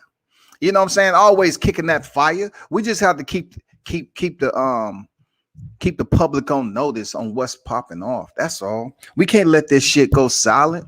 The champ don't have to come over here and speak all the time. So, for his name to be out here, that's what his fans, that's what his supporters are supposed to do.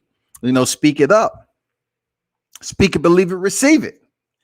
And everybody's never, it's not going to be a whole group of people each and every time that totally agree with everything dealing with Deontay Wilder, because people are going to have their reasons.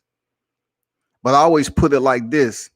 You can't sit up here and criticize Deontay Wilder for what you praise Muhammad Ali for doing. Just because they had a different type of bravado and different eras. Muhammad Ali talked mad trash. He talked shit. He didn't take no shit off nobody. You know what I'm saying? Just ask Ernie Terrell, goddammit. Ernie Terrell. He say, hey, you gonna call me my motherfucking name? You know what I'm saying? My name is Mohammed. He said, well, Cassius, what's wrong with you, man? Well, why are you doing that, man? You know my name. I'm gonna make you say my name. And he did. Shit, he beat his ass. So y'all can't criticize Deontay Wilder for trash talking when it's been in boxing for the test of time for decades. It's been here. I just think a guy from the country, Tuscaloosa, Alabama. I just think there are individuals in this era that's a little bit more touchy, because there's no way that you can criticize Deontay Wilder for talking shit when Mike Tyson talking about eating people's kids. Mike Tyson is up here dislodging body parts from fighters. You're talking about respecting the sport. How about respecting your motherfucking boxing compeers that's competing in a dangerous sport like you? respect them enough not to go in here and injure them and bite their ear off because you say they was headbutting you. You know what I'm saying? It's so much you can go on and talk about with Mike Tyson, but come on, when it comes down to it, Deontay Wilder hasn't been, he doesn't have a mug shot out there on Google. Several, he's taking care of his family as always. He's providing for him. He's going out here being one of the best heavyweights of this era. You know what I'm saying? Still is, in my opinion. And it's only a matter of time. Be patient for him to return to the ring. But what I totally disliked was the fact that how many Americans, and especially Black Americans, had so much criticism to say about the champ. I mean, the man was unblemished in his boxing ledger. And you're trying to say the shit wasn't enough. Like, what more do you want him to do? Kick a motherfucker in the nuts? That's illegal in the sport of boxing. You're not supposed to hit below the belt. You know what I'm saying? So therefore, you have to use your hand and everything from the ab protector, which is the waistline of the belt, all the way to the head, outside of the back of the head, or hitting the fighter in the back, period. But the front side of the fighter, is all legal. You can punch him. So him cracking motherfuckers on the jawline and putting them to sleep, that's the same thing Mike Tyson was doing, man. And motherfuckers couldn't wait for Mike Tyson to do a ring walk with that towel. A towel with a hole cut out, black trunks, black boots, no socks, and go in there and put somebody out. I don't think he'd be truly appreciated till he out the sport. I always tell people, Deontay Wilder is Muhammad Ali of this era. I wasn't able to be back then and appreciate Muhammad Ali. I wasn't as old as I was right now.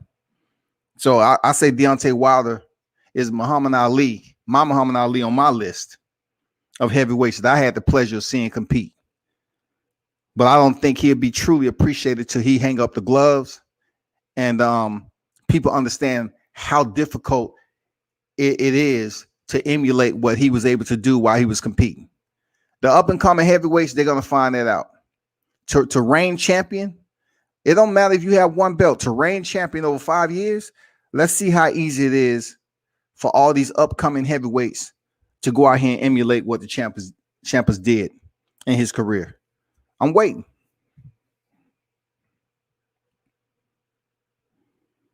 Well, keep on waiting, because the way I put it is that, people would give Joe Joyce the benefit of the doubt, and all that stuff, won't look at it for what it is. He has slow feet, slow head movement, but can place punches better than Joe Joyce, and that's it. And how good is Joe Joyce? Joe Joyce ain't came over here and fought none of these American heavyweight contenders that's supposed to be on his level. He didn't do that. No. They stuck him out over there and fighting motherfucking Nathan Gormans and shit like that. When at the end of the day, and Richard Lartley, guys like Richard Lartley, when at the end of the day, if he would have came up over there and fight some of these heavyweights, he would have been out of the picture. And the same thing like Daniel. Daniel and Joyce would have been out of the picture. The Fugazi thing is, which promoter has to sanction your body to call for a mandatory intern title for Fury and Joe Joyce? Which promoter? Edward Hearns. And why is that? That's the most Fugazi ass, shady promoter ass shit you ever heard in your life. Yeah, he asked for it. He damn for sure was wishing for it on national TV. Not on YouTube, both on YouTube and national TV. Now, why would he do that? When Usyk's supposed to be his fighter. When Usyk ain't got to fight nobody because he's already in that position. But why would you put Joe Joyce in there? Because you know Joe Joyce is going to be that look in the UK, not here, not in Malaysia, not in the Philippines, not in Thailand, not nowhere on earth besides the UK as far as a good fight that people would show up and watch. I'm just saying, because at the end of the day, if that fight was to happen over here, good luck to you, bro. Yeah, good luck. Good luck. Shit. You know, they're trying to build, you know, and look what it's gonna do for Usyk's career. Usyk ain't fought a real life heavyweight since he moved up from cruiserweight. Not one. For Witherspoon and goddamn Chisora, man, had and struggled with Chisora. You know what I'm saying? Right. And now now what you're about to do is you're about to line this guy up with Anthony Joshua, knowing that he's behind the power curve. Right? You already know that Usyk ain't got no power, he ain't got no pop. You already know that him and AJ damn near fighting similar styles, like they ain't got no chin, running around the ring, trying to figure out when they can get in and throw some combinations and get out real quick, and hope to God they don't get caught. Because I'm telling y'all. Do you get the impression these UK fighters, man, they don't have a problem with sacrifice? They'll go in there and win and just be another body in the ring, knowing they're gonna take this loss. You know what I'm saying? It just seems like, man, I look at Luke Campbell shit, Olympian, and he just felt decent about losing, you know, to freaking Ryan Garcia. I felt he put up more of a fight with Vasyl Lomachenko. And then, you know, the situation with Joe Joyce and Daniel Dubois. I mean, was Daniel Dubois really truly ready? Did they think he was gonna go in there and knock out Joe Joyce? I mean, what was going on with that shit? Like Dillian White may only have 2 losses, but he's treading the same pathway of Jorge Linares. You feel me? His losses are knockouts. So he go in here, he got knocked out by Joshua in the 7th round and knocked out by Povetkin in the 5th. He go back in there against Povetkin again and get his ass knocked out. That's gonna be his 3rd loss via knockout. You know what I'm saying? But they sacrificial lambs. Would Dillian White at his age ever become a super champion? I mean, is it possibly with, say, Deontay Wilder, Tyson Fury, and Anthony Joshua in the lineup? I don't see him defeating Anthony Joshua anytime in the future.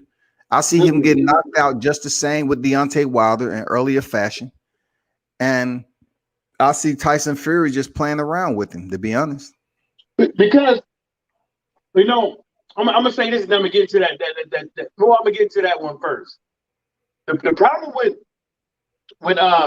Daniel, Dillian White, and Derek Chisora is they for some odd reason, to be professional boxers, supposed to have this pressure style, don't know how to cut off the ring and can't slip a jab. They can't. And that's one of their number one problem is that they don't know how to dip at the knee. They don't know how to bend at the waist. And when they do move, it's not enough.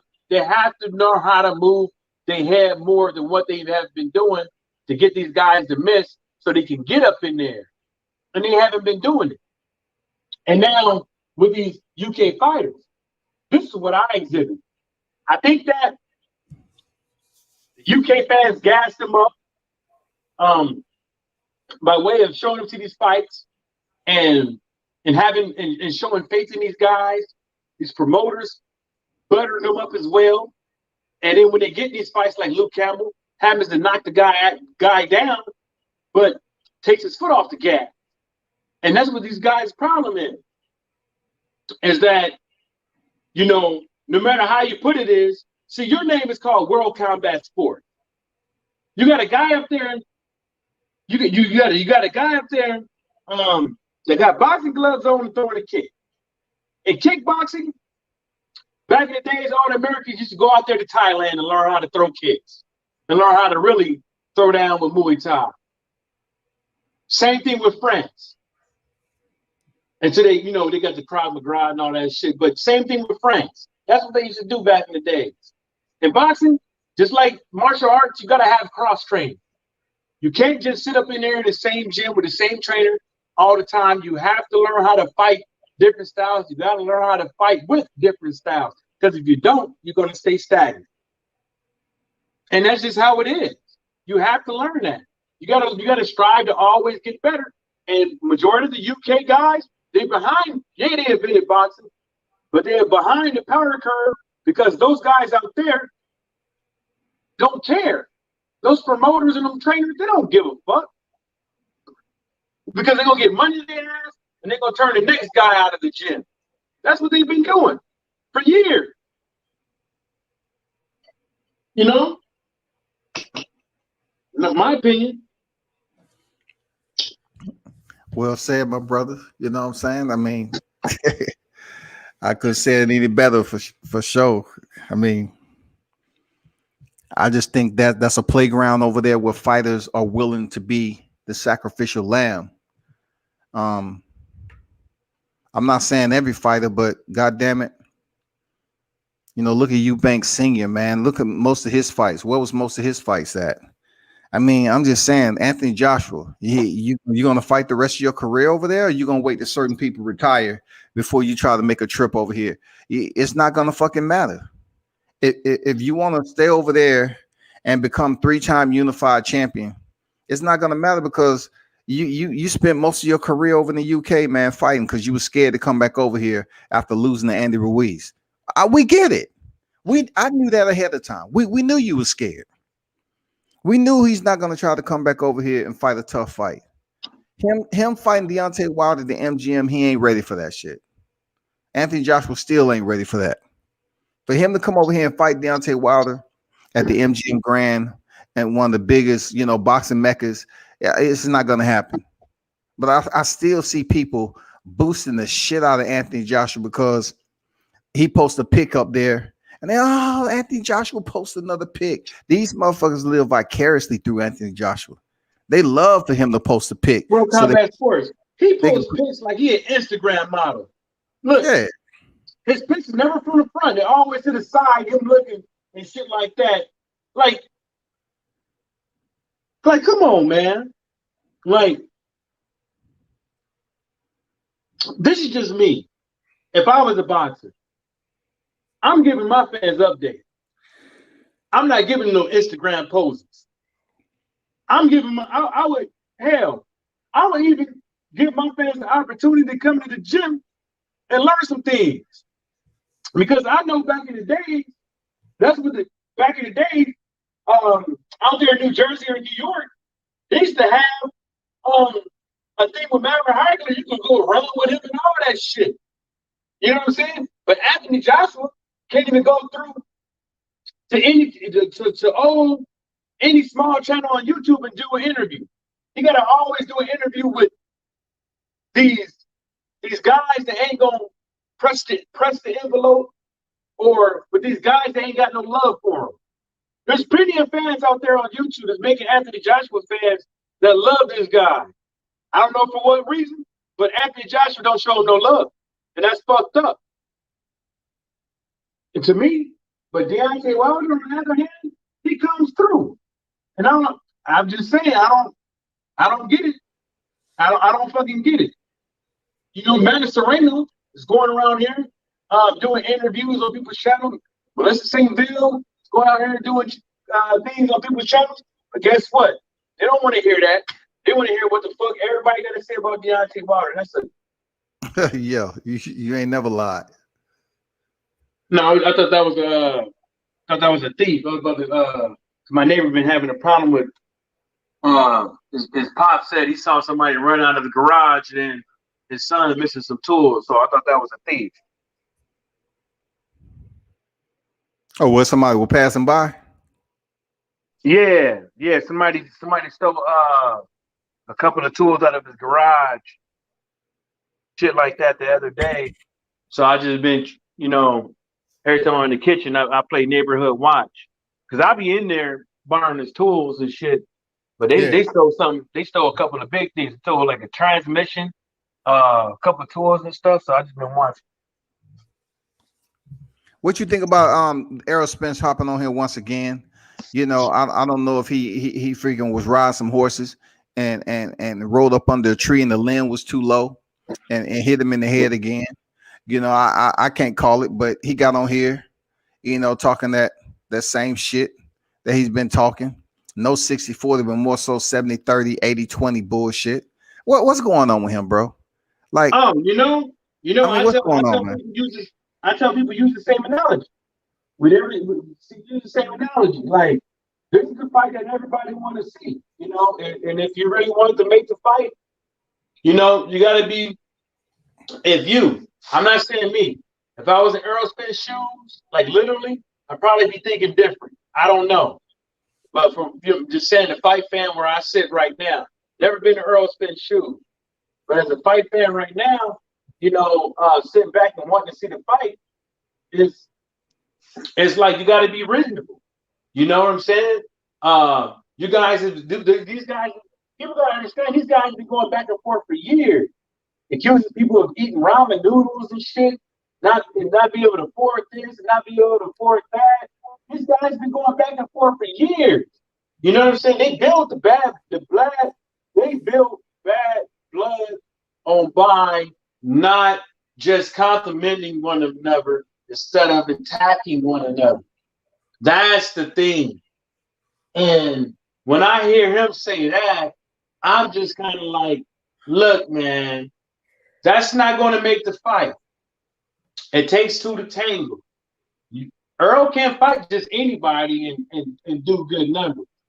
Yeah, you can't fight anybody coming off Garcia. I mean, I agree with what you're saying. They should be complimenting one another to build this fight instead of, you know, I don't even think it's them really. Like, Terrence Crawford has been pretty quiet there. It's Errol Spence all of a sudden come out the blue with this shit, man.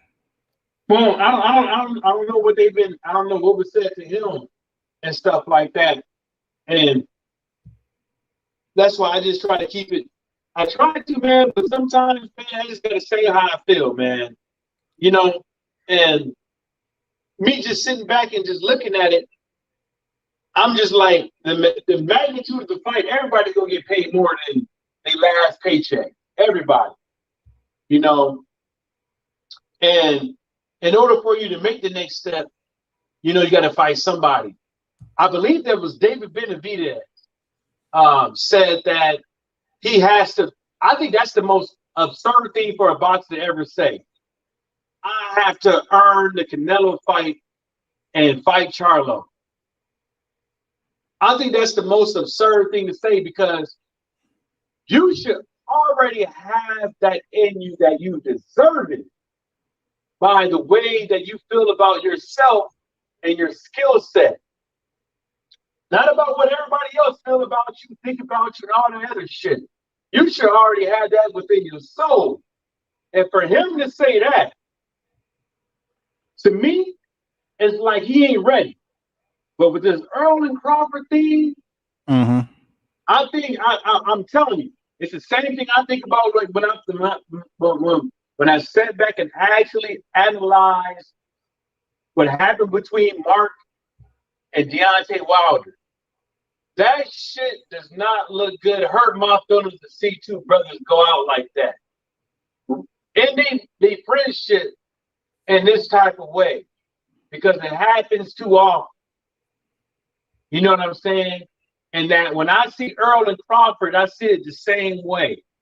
These guys could have complimented each other throughout their whole boxing career and never tried to degrade each other, downgrade each other and all that stuff. And maybe possibly made this fight even bigger than what it is now. You know, because they both likable guys. It's just one was with a not so good promoter. The other one is doing his own thing and doing big things. But I don't think that's a good look to tell the dude 30, 70 or 20-80 or whatever the case may be, because you already said you don't want to fight. Because he ain't gonna. He already said he ain't gonna take 64. So I gotta say, I don't even see the purpose on why he even made it a talking point, because we way past that shit, man. We trying to hear about something that's closer. You know, give us some new freaking content. You know what I'm saying? Give us something refreshing. Don't come up here with the same bullshit because we tired. We absolutely exhausted with this welterweight bullshit between Errol Spence and Terrence Crawford. We tired of this. We either want to hear one, you gonna fight, two, when you gonna fight. You know what I'm saying? Are you going to fight? When you gonna fight? That's it. That's what we need to know. So we can start really talking about who's gonna win. You know, who's betting on who, you know, how the fight's gonna play out and all that. We don't want to hear, oh, I might 80-20 that nigga. For real. I mean, what the fuck is going? I'm just disappointed in the way Spence acting, man. Like, dude, you better than this shit, dog. Like, what's going on with you, bro? I mean, your girl look nice.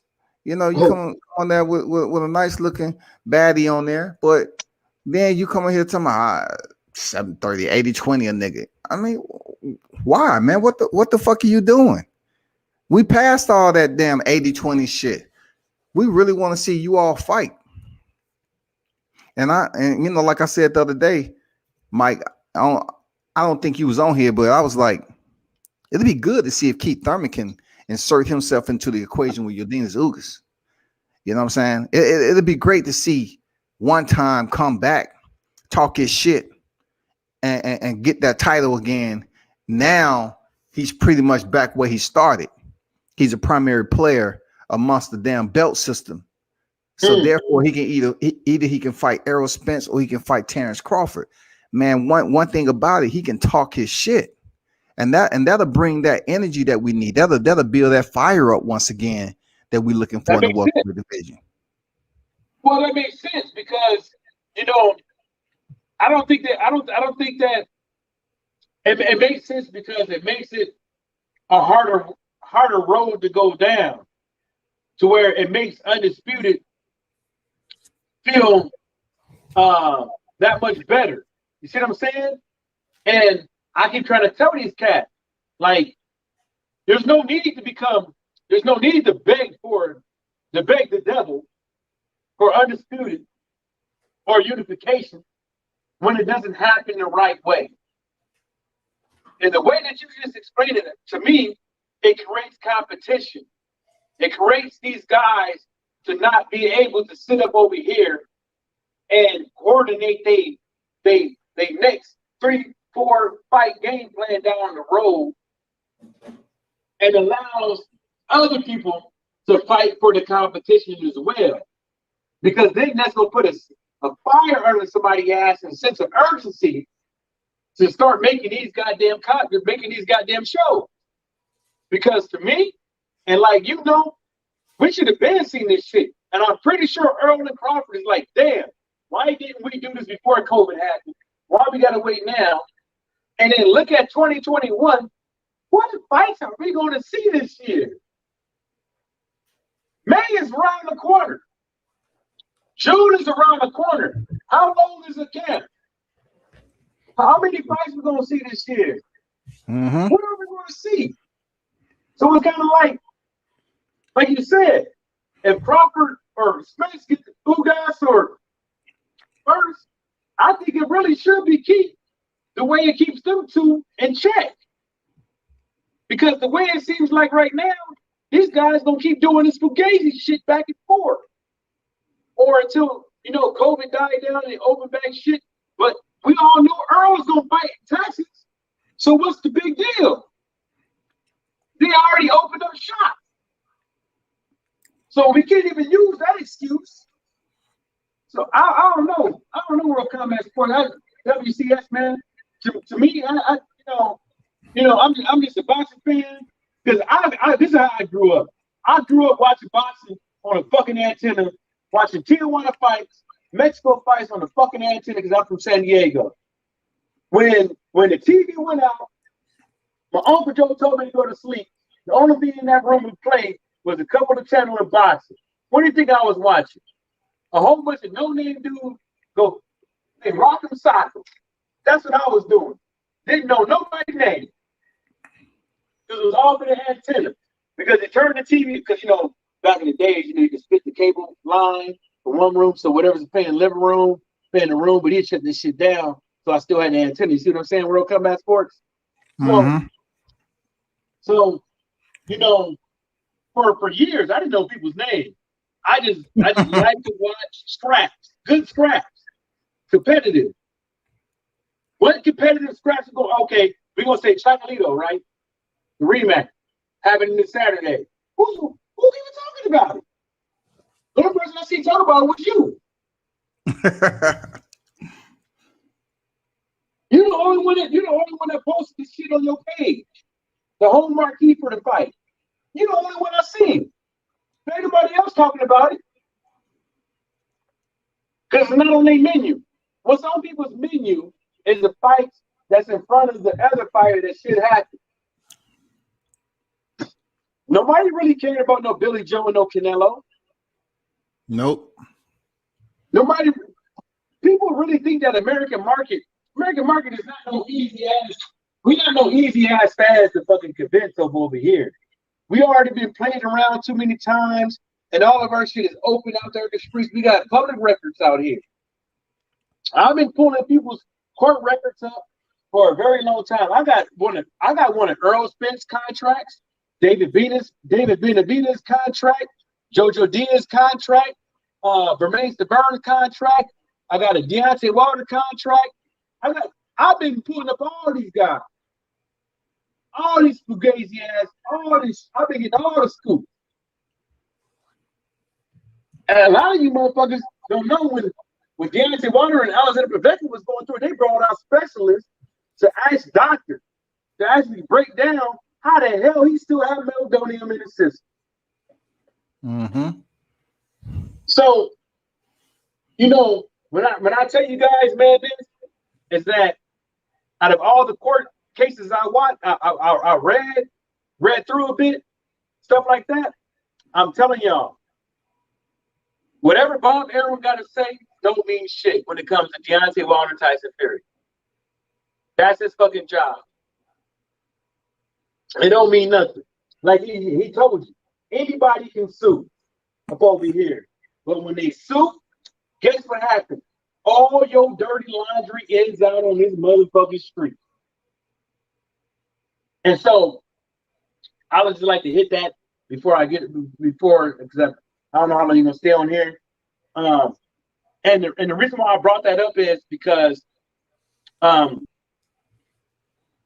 the reason why now it sounds like Tyson Fury is starting to pander that he wants to make the fight. Yeah, that's what I'm hearing. That's the energy I'm getting. You know, because something's coming up. He deleted all this shit before mediation off of Instagram and Twitter, right? Now he's backtracking saying that he'll fight Deontay Wilder, blah, blah, blah, with the woo, bygones be bygones. But then he goes to say that he still ain't going to fight in the UK. So somewhere, in some shape, form, there's truth to what he's saying. And there's somewhere around the line for him to do the interview. There was something he was trying to get off his chest that he's uncomfortable about. That's getting on him. See what I'm saying? I'm not sure what was your reception on when he said a fair trilogy. How did you perceive that, man? A fair trilogy? Yeah, he said. I would perceive it like this. When he said the fair trilogy thing, he might have his own gripes about some of the things that was happening. And I think that's his way of, it's kind of like a child way of taking the heat off of himself. I think he's saying that, well, since Deontay Wilder has something, I got something too. But at the same time, it's meaningless. And the reason why it's meaningless, because if he actually had something, he would say it. But he said it just to say it because he's a one-upper. He's a one-upper. You say, I could jump 2 feet in the air, you could jump 2.1. Just to be paid. He's a one-upper. That's the reason why every time he tells a joke, why he's in press conferences, that's the reason why he's looking at the audience to see who laughs. He's looking for the reaction. He just can't tell the joke and not look. Did you catch that though? Yeah. Like he was telling jokes, and he's Deontay Wilder, because the second fight he wasn't telling no jokes. The first fight he was telling jokes, and every time he told a joke, he looked in the audience. And I was just like, what the fuck is he looking at? Like, where's the punchline, fool? Like, come on. Like they were serenading this motherfucker though. You know, they up here allowing him to walk up in the damn Staples Center with red, white, and blue on, like those the UK colors. But yet you was trying to emulate one of our freaking iconic movies over this motherfucker. Oh, I got one for you. So you know this world combat sports. Every world conflict, the Roman Catholics is around, right? With the U.S. There's always a priest, some Roman Catholic dude coming around, blocks about woo. Why do you think Tyson Fury wore what he wore? That was Roman Catholic. What he wore had nothing to do with the UK. Forget about the song Miss American Pie, because they couldn't get the author to come out and even say that his shit was racist. He was beating around the bush and all this. He took that shit to the grave. Right? But we all know what it was. Yeah. But that shit that he wore, that was some Roman Catholic shit. And he was basically telling folks during Black History Month that if you guys were sleeping, that he runs you black fuckers. If you missed it, I'm just saying. I'm pretty sure when you was in boot camp, where did everybody go? The major thing, well, I'm gonna tell you what for mine, because I've been in the Navy. The only one you could go to is Roman Catholic. Only service you can go to. In Iraq, all the chaplains, Roman Catholic. So you saying if you was attending any religion in boot camp? Yeah. Yeah, that's the only thing we had. It was Protestant and shit like that. They didn't even have them when I went. That's the only one they offered to my class. Maybe everybody else had something else, but I'll tell you what was offered to me. You went in the 90s, right?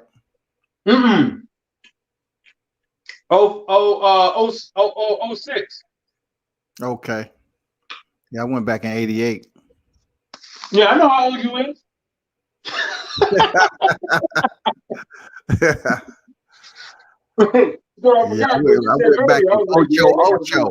I went back in Ocho. God damn it. Damn. Yeah, I know that boot camp was woo. They let people get on cell phones now and iPads and took a lot of back then they were still putting hands on us, man, calling us niggas and shit, man. Yeah, you raise your hand for a training timeout. They tell you what a training timeout is, but you can't use it. Yeah, for sure. What's his name said that Aaron Jones, what's good? Salute, man. He said, to me, Fury is symbolic. Well, I would like to hear how that's symbolic. I would like to hear his rebuttal on how that's symbolic, because I don't want to insinuate what he's talking about, but the link is in the chat for anyone who chooses to get on here. Boot Robinson, you can get on here too. I'm not sure who you are. I know you was talking about Brian Norman earlier.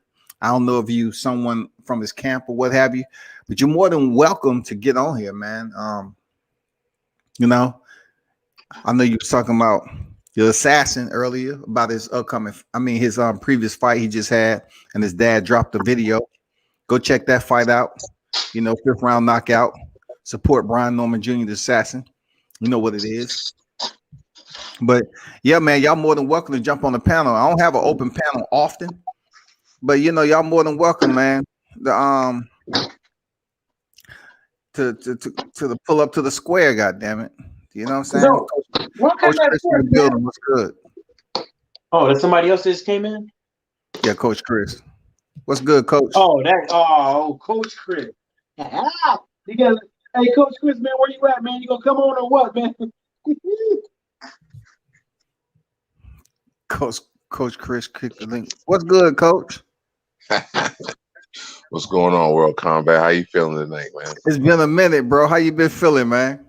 Man, I just been grinding, man. Just been working, man. How about yourself, man? How you holding up, man? Working, you know, working, trying to get inside them doors since everything is opening back up right now. Just kicking it with Mike. Oh, what's going on, Mike? What's up, Coach? How you feeling? Man, I'm all right, man. I'm actually laying here, chilling out, man. Just taking it down, man. A long day, but thanks for having me on, man. Appreciate you with the invite, open invite there, man. Just funny news today, isn't it? Yeah, man. I mean, what's your assessment, bro? I know you got some.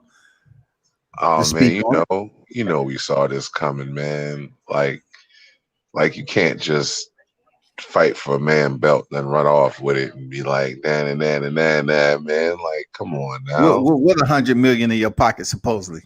I mean, come on, man. And then like for him to get that interview, he looks crazy. They just look crazy. They look loose. It's just unfortunate. I mean, if all of this was just a charade, just to delay the whole fight until more people could come and watch, they could have just said that, man, instead of just making it real dramatic. But you know, now you think that's a possibility? boxing could be, man. Damn. Who knows? Who really knows? You know, we can assume that Fury's scared and don't want to fight. You know, we could assume that, but you know, and I do think that. I do think he doesn't want the fight. I don't think anybody wants to be out of the ring that long, you know. But you know, maybe he's just like, hey, if I'm gonna fight this guy, I need every fan in every seat, man, so I can get every dollar. Cause I might not want to do this no more after he gets in that ring with me, man. I don't see any way how Fury survives this fight. That's a good point, man. At least you're one of the few who say you don't see how Fury survives it. I mean, a lot of people believe that the momentum of the controversy, he's gonna go into the trilogy and somewhat have, you know, the same outcome. I just don't see it because I'm looking at Deontay Wilder from the previous fight. The energy level wasn't there. You know, just the overall temperature, his performance was all, you know, at a degraded level. So I feel him coming back in here at 100% and fighting like we know he can, and going in there with a point to prove. And then also, I believe he had plenty of time during the COVID to get with some other trainers to improve those wrinkles, put some more wrinkles in his game. You know what I'm saying? So I think he's gonna come back better with that jab too. Yeah, you just look at the two first fights and they were so different, right? So of course you see that and you gotta assume that who's to say the third fight, you know, the first fight was itself. The second fight didn't look anything like the first fight. And there's a good chance that the third fight doesn't look like either one of those fights, you know. In the first fight, Fury was on the back foot the whole time. Wilder was chasing him around the ring. Dropped him twice. Second fight, Wilder for some reason couldn't punch hard. Fury was punching really hard, and you know, we saw what happened. And you know, we have the speculation, and at this point, it's really not speculation. We saw what Fury got away with, and it is what it is. You know, now I'm sure somebody's really mad. And the last few times we've seen Wilder get in the ring really mad with somebody, they didn't make it out the first round. So, you know, you're talking about a situation where, you know, I'm not going to blame Wilder necessarily. I'll just kind of, like a coach, I would just kind of point towards it, and was just way too comfortable with this dude and just way too much respect for him.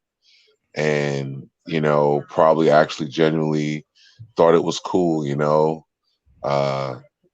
You know, he brought a guy from the gutter for real. But you know, he ended up being a bit of a snake. And lesson learned. You know, leave people where they are and treat them where they at. You know, now you're gonna think about the fact that he cheated you, because you know whether you believe he cheated him or you don't believe him. The thing that matters is the man in the ring with him believes he cheated him. You know, the man in the ring with you believes you tried to possibly harm his career and take him away from his family. That's what he's training every day and going into the ring thinking about you. And I mean, I don't care what anybody on the internet says. That dude's dangerous. You know, you can talk about boxing skills and blah, blah, blah, and this and that and the third, but the fact remains, Deontay Wilder hurt you. And we all saw Dominic Brazil versus Otto Wilder. Dominic Brazil's finished. Oh my God, ain't he? Oh, he's done. Whoa. He's done. No one's the same after they fight this dude. So I just I don't see it lasting very long. I mean, he still has to get into the ring. All of this stuff is talk, but Fury's never defended a title. He's a 2-time heavyweight champion. He has no title defenses. So let's see if he actually fights Wilder or fights anybody, because he still has to pass all the drug tests and all that kind of stuff. And we know about the past, but you know, the fact remains he's a 2-time heavyweight champ with 0 title defenses, which is a really weird way to have history, you know, a weird thing to have to say about yourself in your career. So he almost really needs to fight the Wilder trilogy just to fight a rematch. Yeah. Just to show he's not a fucking pussy. You know what I'm saying? Because like not taking on these rematches and not fighting the man that gave you the opportunity for the belt again, it makes you look like you, all right, like you definitely cheated, like that you cheated and that you couldn't replicate it again. Because if you did it on the up and up, like why not just do it again? You know, why not do it again? That's all we saying. Like Evander Holyfield wants to fight Mike Tyson right now. You know what I'm saying? And Mike Tyson bit his ear in the second fight. And it's like what that second fight was what, 99, 2001, something like that. When was it? I can't even think. Which fight again? The second Evander Holyfield Tyson fight where he bit the ear. The first one was in 96. Was the second one like 97, 98? I can tell you. I can't remember. But hey, Evander Holyfield in 2021 is looking for that fight.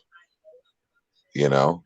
So we'll just see, man. We'll see what Fury's made of. But him coming out and saying that, oh, you never know, I might have to fight Wilder.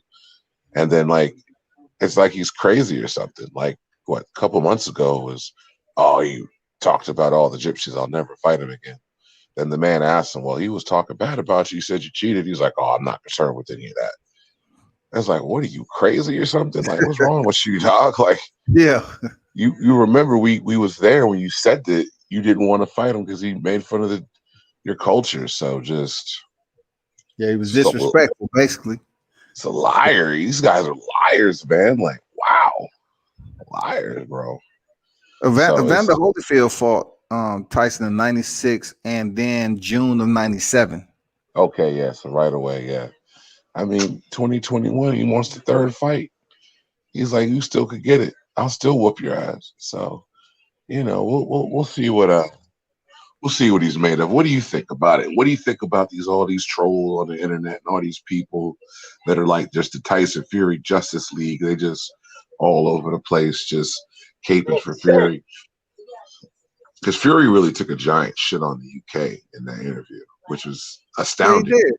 I mean, it's astounding to some, but it's pretty cut and dry for the ones who know he cheated over there. And he's probably gonna have to go through the UCAD investigation, whatever they got pending for his ass, because he relinquished his license over there. I really don't think he want to go back over there and somehow have the UK just focus in a little bit more than usual. Right. He don't want that trouble. He don't want that trouble over there in the UK. So it's a reason why he's staying the fuck away. And also this MTK Global shit, I'm pretty sure they just want him to continue to fight in the US where he's making pretty decent money. You know, Yeah. MTK Global, they're trying to, you know, bleed over here to the US too. Yeah. I mean, you see they Sky. relocated to Dubai. They relocated one of their main headquarters or whatever to Dubai. Yeah, man. I mean, they got a whole lot going on. You see, Sky Sports didn't pick up the Billy Joe Saunders Canelo fight, which is surprising to say the least, you know, but there's obviously a lot of pressure. And, you know, I mean, Daniel Kinahan's not welcome in the US, man. It's just that's your manager, bro. Like that's pretty crazy, you know. It's a big mess, man. The UK boxing scene, it was all hype, and it looks like it's all hype on the world level, you know. And you know, their fighters are getting their asses beat, you know, and they got both heavyweight champs, but they both look like suckers, you know. It's yeah, they do, bro. It's pretty remarkable. They both look like suckers. Damn. Yeah, they look pretty lame, man. Like, I mean, you got one guy who's ducking out of the rematch, and then you got AJ. What's he doing? I mean, are you a champ, or do you have a career? Like, you just waiting around for this guy to break a contract to fight you? Like, don't you got your own business, homie? Like he looks like the junior champ. Looks like he's on the JV team. Like, what are you doing? Like, so you're just, I'm just waiting to see if Fury can break his contract so that I can sign a contract with him, so he can break that contract with me down the road. It's remarkable. I thought for sure Eddie Hearns made it clear that if Tyson Fury wasn't able to face Deontay Wilder on the first half of the calendar 2021, he was going to go ahead and have Joshua fight Alexander Usyk, because that's one of his mandatories.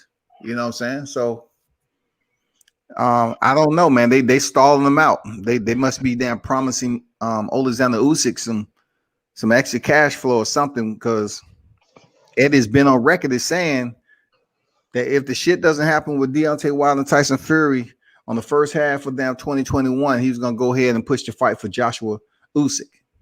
Right. Yeah, it's just a mess. And I mean, Usyk wants his shot versus AJ. He should get it. He should get it. He should get it. He should. You know, it's just the politics is just moving real funny. It's just real funny. It's like these sanction bodies are moving funny, and the politics are just boring and stupid, and we're not getting any fights. And, you know, with Eddie Hearn involved, we're not going to get big fights because he doesn't put on big fights. He's put on one big fight, Klitschko AJ, and that was with the help of Shelly Finkel. So what? Yo, what's going on? They're saying this fight this weekend is supposed to be a big fight. Who's fighting this weekend? Well, exactly my point. Who's hold on, I can't even see the chat because First rating, Chocolito. Yeah, Roman Gonzalez and Roman Gonzalez is Chocolito, and he's going there against Juan Estrada. Juan Estrada is like 43 and whatever. You know what I'm saying? He's been on the top pound for pound list for quite some time. He's a good fighter at that weight. I'm sorry, I accidentally exited out there. Who's fighting this weekend? Is it not? It's not is it Benavidez? Benavidez fights this weekend, right? Benavidez, yeah, I believe he fights this weekend, but the I'm trying to find the schedule. But Roman Gonzalez, Chocolito. Oh Lord, Chocolatito. Oh my goodness. Yeah, Chocolatito, Chocolatito. You know, he's fighting Juan Estrada. You know, does he learn how to defend himself yet? Hey, if he get knocked out again, it's over. Yeah, I don't know if I could take Chocolatito anymore. I'm HBO, man. I'm Chocolatito'd out, bro. I don't want to fight. I'm Chocolatito'd out, man. They was putting that little man on TV like he was, oh, this is the best boxer in the world. Like, what? It's 105 pounds. What you talking about, man? Yeah, man, they was hyping him up something big until he got knocked out cold, dog.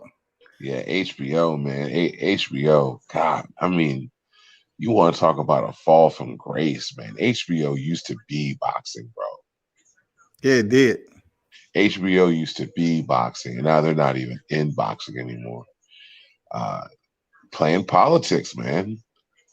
You know, refusing to push American fighters. Just weird. It's like, God, how many translators y'all got? You know what I'm saying? So you have March 13th, Juan Estrada and Chocolatito Gonzalez, super flyweight, the zone. They on the zone. And then on Showtime, you have David Benavidez, Ronald Ellis. So I can tell you like this. Most of the people going to be tuned in to Showtime, David Benavidez. Real talk. Definitely. I'm not. Let me tell you something. No, well, what I'm saying is that they're saying it's supposed to be a big card. I know, but it's they're trying to say this is a big card for matchroom boxing, but they're also supposed to have that Moscow and the First Lady on there as well. But I'm trying to tell these guys in the UK is like there's no buzz out here for this fucking fight. There's absolutely none. Moscow, that's not the lady they talking about fight Clarissa Shields, right? That's Sarah Marshall, right? Or is Moscow? Yeah, Marshall. The tall girl. Yeah. Marshall is one, Moscow, and the First Lady is the other two. Okay. Yeah, I mean, I tell you, I'd be interested to see them. Maybe is the fight over here in the U.S. or is it in the UK? In Texas. It's in Texas. All right, so it's going to be at the same time, so I'm not going to be able to watch it.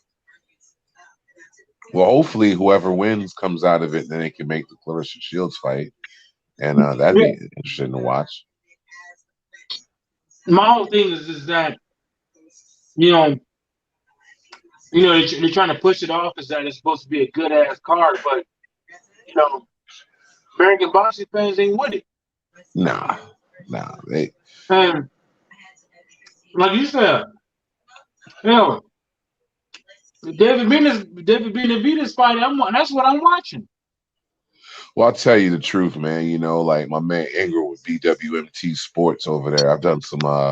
I've actually called a couple fights with him. Some of the UK fights with him, and I think they just have I think they have a different approach and a different style of boxing to watch. Because like they actually have a lot of boxing on over there. You know what I'm saying? Like they got like a channel, Box Nation, that I get. And it's like boxing 24/7. Like, not all the best fights. It's a lot of top rank stuff because I think they have a deal with ESPN and Top Rank. So you get a lot of like old Loma fights and fights like that. But they put boxing on all the time out there. I think they probably would go with some of the Rock'em Sock'em Robot style, just a lot of blows. Maybe not necessarily seeing somebody be silky smooth and outpoint, that kind of thing, and they're also very they have a lot of national pride, They want their guys to do well in all their sports. So, I just think they have a different way of looking at it because they score fights differently than we do, like it's just different thoughts and looking at the same thing, I guess. So, maybe they are excited about the fight. We're not over here, but we also have a lot more boxers and a lot more world level boxers. So, we're gonna have a different perspective. You know what I'm saying? Like, you just think about the middleweight, welterweight divisions. Like, it's a lot of talent that we have over here in the U.S. just fighting in those two divisions alone. So it's tough. They probably have the most rabid fan base, but the U.S. and Mexico obviously have better fighters. So as a whole, so it is what it is. Boo Robinson said Fury told you exactly what he was going to do. That's exactly what happened. Second fight, he would be KO'd by Fury, but Fury is guilty of cheating. They have pictures in other fights.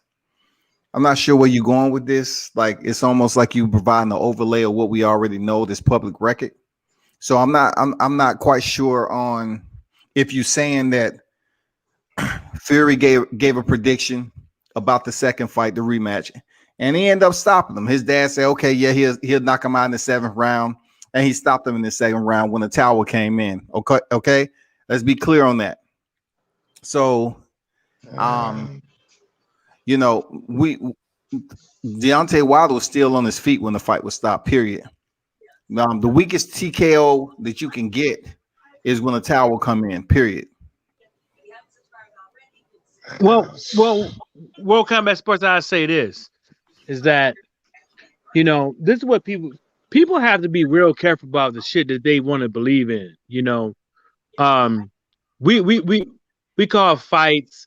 We as we see is like per round how it's going to stop. We do the same thing with all types of sports and stuff like that. But how many times do we actually get it fucking right?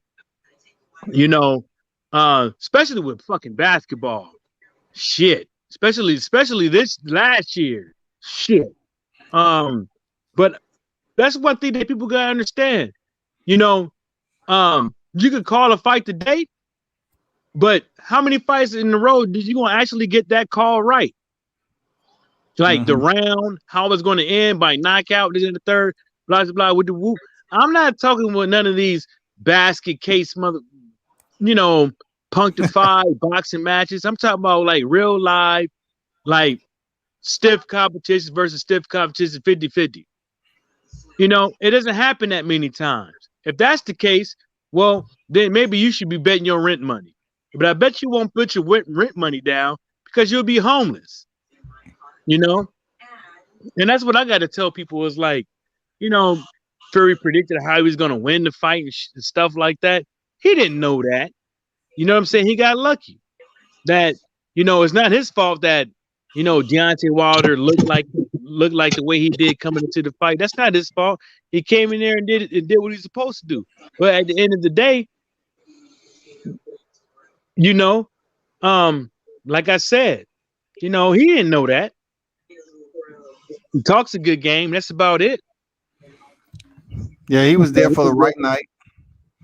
I'm not sure what he knew leading up to that fight. I'm not sure is all the intricate details of the cheating, you know, the water being spiked. I just know I've been around Deontay Wilder several times and he ain't never looked or acted like he did on that night in question. And I have a question. Because you, Ness, you the two guys that I seen up over there. Right? Even though I know I saw your ass at the Cracker Barrel with old boy, I don't know if I should say his name because I don't know if y'all was supposed to be there, but I seen you at the Cracker Barrel that one time. It looked like the Cracker Barrel. But you've been in there and you know you got these weirdos coming out here talking about something like you don't want to make Deontay Wilder mad. Like I never seen a clip of Deontay Wilder in the gym going off on nobody or somebody telling him what to do and him going off on nobody. You know what I'm saying? Is that something that you experienced? Man, you know, I was there for 2 of his training camps. The man pulled up in his first freaking I gotta call it the toy because it was hooked up, but he backed his car up to Deontay Wilder's parking space. Of course, he has a sign up there. Got out, popped the trunk, got his bag. I said, "What's up, champ?" This is in the first part of my video. He said, "What's up, man?" He kept it moving. You know what I'm saying? He was over there talking to JD's, chilling. The whole time the camp was there, man. Him getting ready. It was no arguing, none of that shit, man. Like, they was having fun up in there, you know, changing over, getting ready for damn mitts, jump roping, you know. And then the second camp where Showtime was there and everything, and they had us up there asking questions. That's when I seen him spar like 3 heavyweights.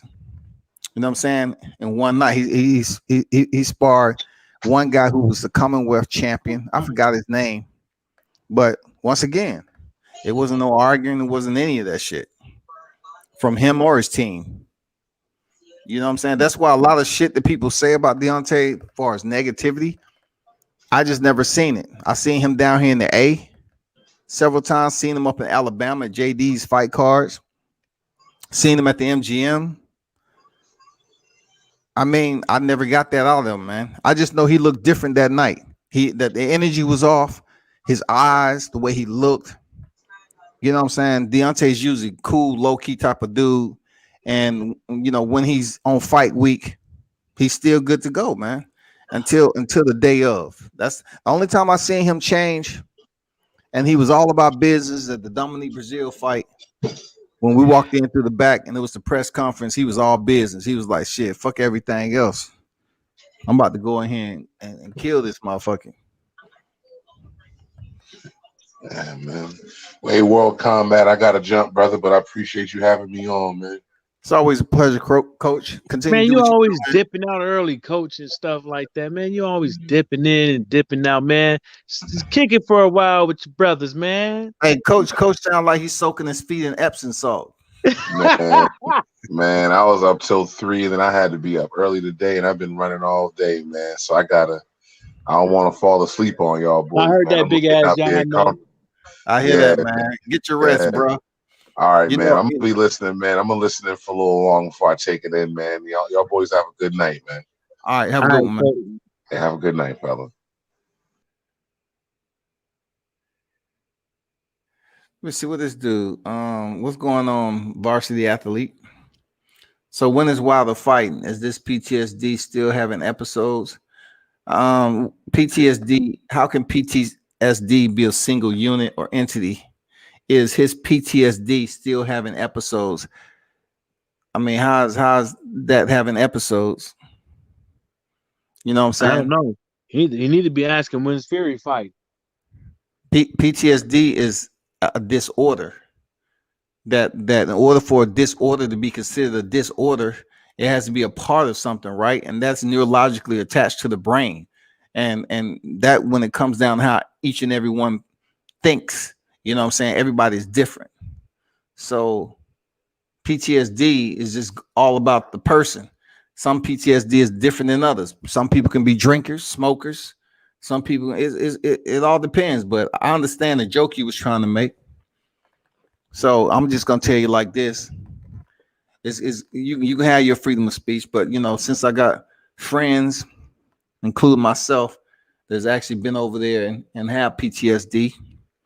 You know, I mean, I'm just gonna say I'm not gonna comment too much on it, as if to make light of it.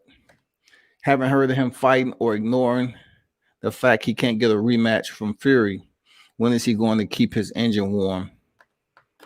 His engine is warm if he's in arbitration. I mean, you have to be a prominent player in this arbitration, right? You have to be smart enough to stay consistent with your team. That's called putting in work.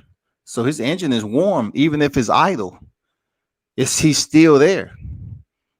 You know what I'm saying? He's holding up everything. Nothing goes forward without him. Or else we would have seen Tyson Fury fight 2020 in December.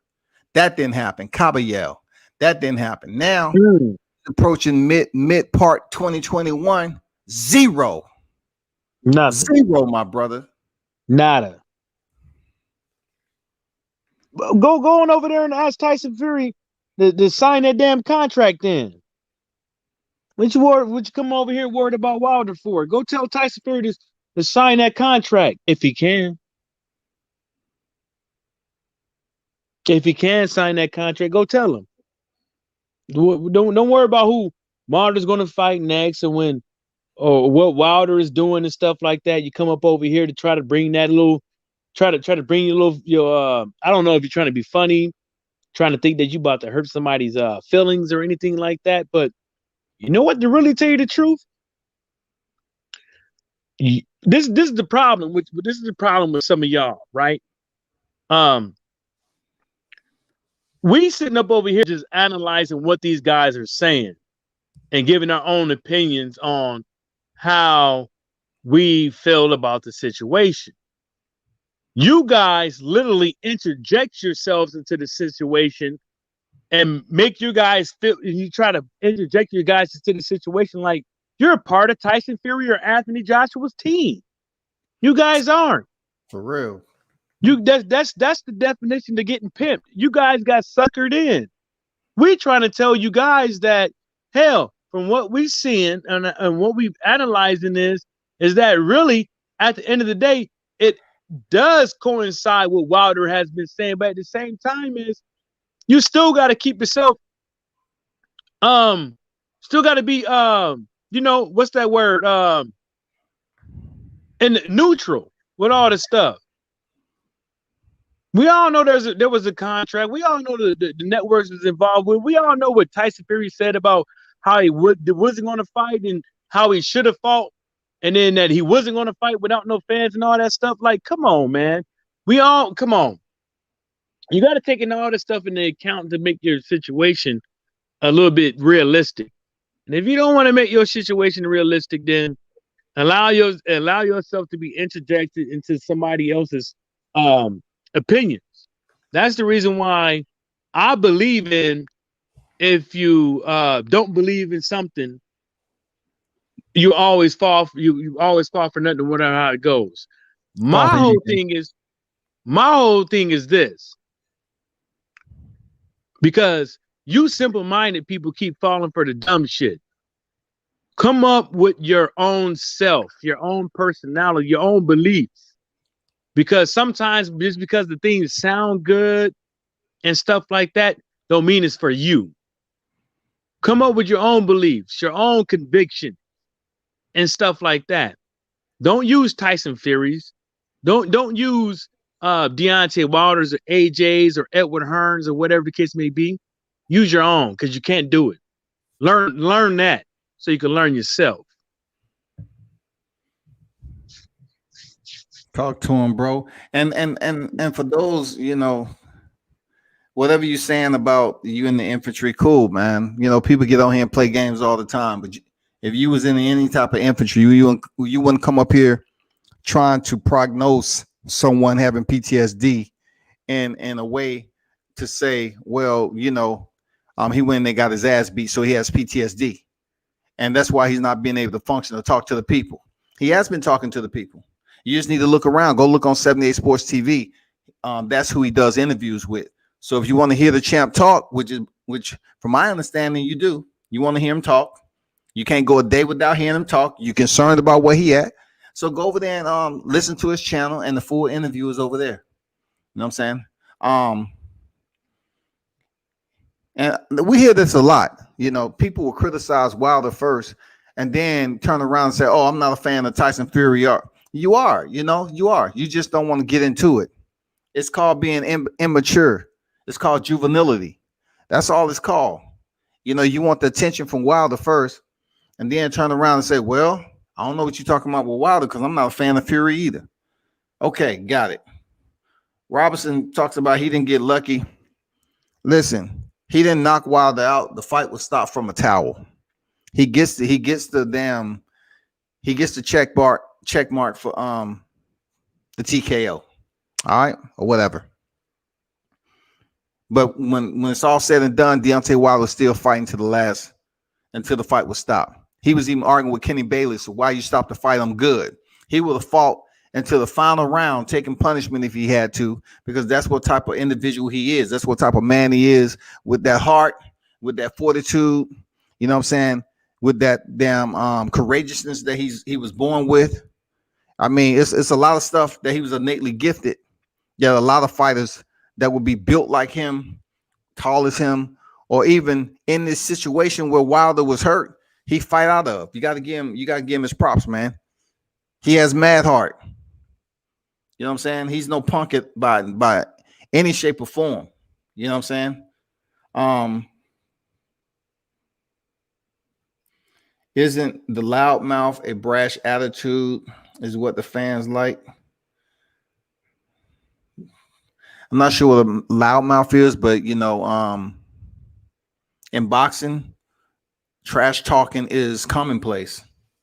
So it just can't be a bad thing when it comes to Wiilder because people don't like what he's saying. You know what I'm saying? I guess y'all look at a lot of positive shit that he says and you don't want to hear it. Like he said, speak it, believe it, receive it. My grandma told me I was anointed.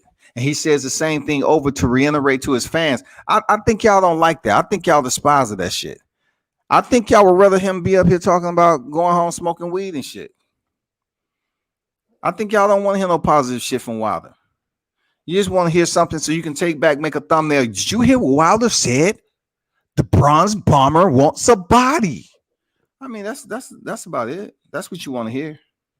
Well, and that's the reason why, like, you know, I laugh at people a lot. And the reason why I laugh at people a lot is because when they use the word brash, you know, I correlate that with arrogance.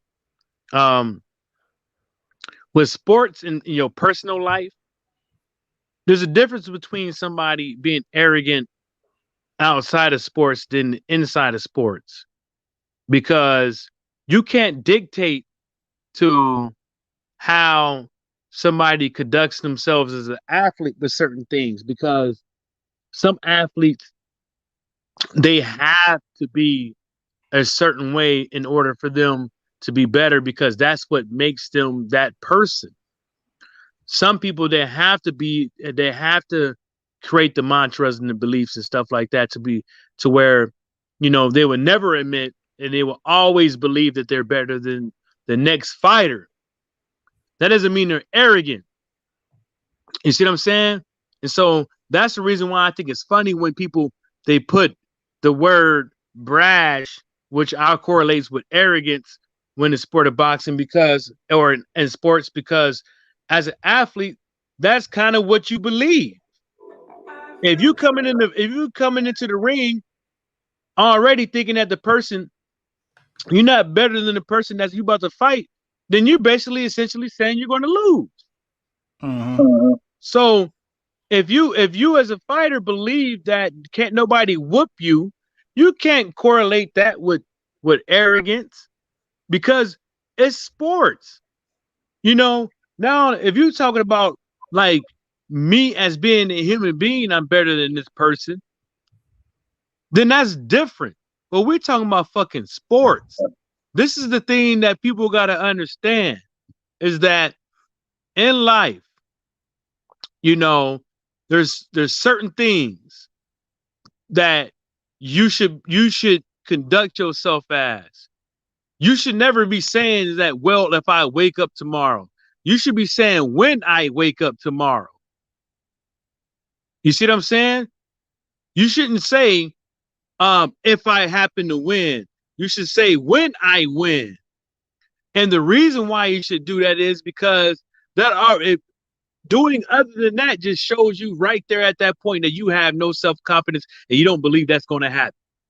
You have to believe that you're a winner, or unless you want to believe that you're a loser.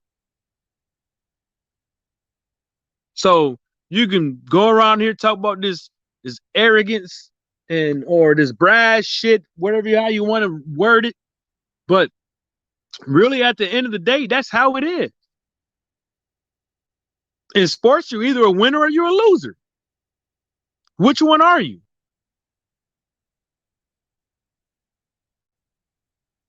I was listening for a reaction, but I guess he's typing. It's not.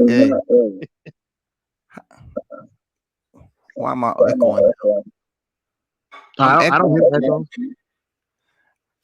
Is your icon that's showing there for some reason that every time I talk, that go right there. But Mitch said it doesn't take much to be a varsity athlete. So he's basically saying the comments that varsity athlete is making, you know, it's not much to figure out. You know what I'm saying? Damn, you know. But anyway, man, you made some good points right there for real. It's not if you're gonna win, it's when you're gonna win. You have to have that determination. People gonna perceive it as arrogance, but okay, as long as they know you have confidence, that's what it means. If you go in front of the camera, in front of millions, and they say, you know, what's next? Leading up to this fight, if you win, what's next? And then some fighters say, no, it's when I win. You know, it's when I win. Don't put the if in there, because you're giving me a percentage of doubt. That doubt sits differently with some people.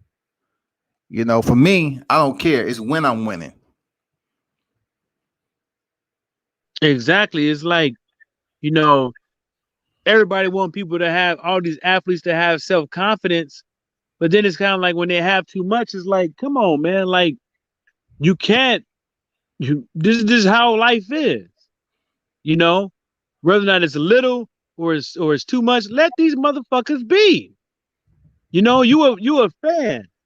You like when does it come to the thing to where like you have to be a fan of the the person behind the gloves and everything else and stuff like that? You ain't gonna, even if that's the case, you ain't gonna like everything about that person. You not. You know what I'm saying? So that means you're supposed to just like not like the person at all because your feelings is hurt. You know what I'm saying? And that's the key things to life, is that there's always going to have to be a give or take. You ask for something, and when you get it, you definitely not gonna get you're not gonna get it the way that you fucking want it, especially when you ask the fucking devil. You Correct. know, and so y'all keep up over here. Look, okay, put it like this. Look at Anthony Joshua, right? You got the deadly triangle. Wilder, Fury, AJ. The deadly triangle. What would convince you to like one over the other as to be your favorite fighter? And especially when you break down personalities. What would convince you? And I'm gonna tell you this one thing. One thing's for certain, that a lot of the UK audience don't understand. You guys don't understand that where Deontay Wilder is from is a lot different than a lot of fucking cities and states in America. That's the reason why he's the only one that you guys hear to talk like that. I'm not talking about the blackness, the talk the way he talked. That's the only reason why you hear it like that. That's the reason why a lot of all these other fighters don't talk like him. Regis Prograis, you motherfuckers don't even understand the dude. Don't even know what he is. Don't even know what he is. Don't even know that the way he talks on camera and stuff like that and around like his people ain't the same. Nope. Don't even know that. Don't even know, like when you hear people talk about around him, that's his family. Y'all think that they supposed to be down for South and stuff like that? No. That's some real down South shit. I just don't understand, like, well, people don't really think before they open their damn mouth, and they just think that all these boxers are supposed to be their fucking friends, and they know them since childhood. They saw them grow up, and they think that just because they've been around and stuff like that, that like you're obligated something. You're a fucking boxing fan. You're not.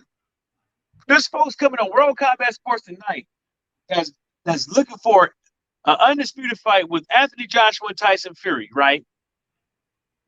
But won't demand that disputed fight by way of Tyson Fury, by him signing that contract. Oops. Probably because he can't. Won't do it. But gonna blame it all on Deontay Wilder on here. The first thing they come over here talking about Deontay Wilder, but won't blame Tyson Fury. Ain't that about some World Combat Sports? Yeah, it is, bro. For real. Won't blame the hoe for giving the chlamydia, but gonna blame the pimp.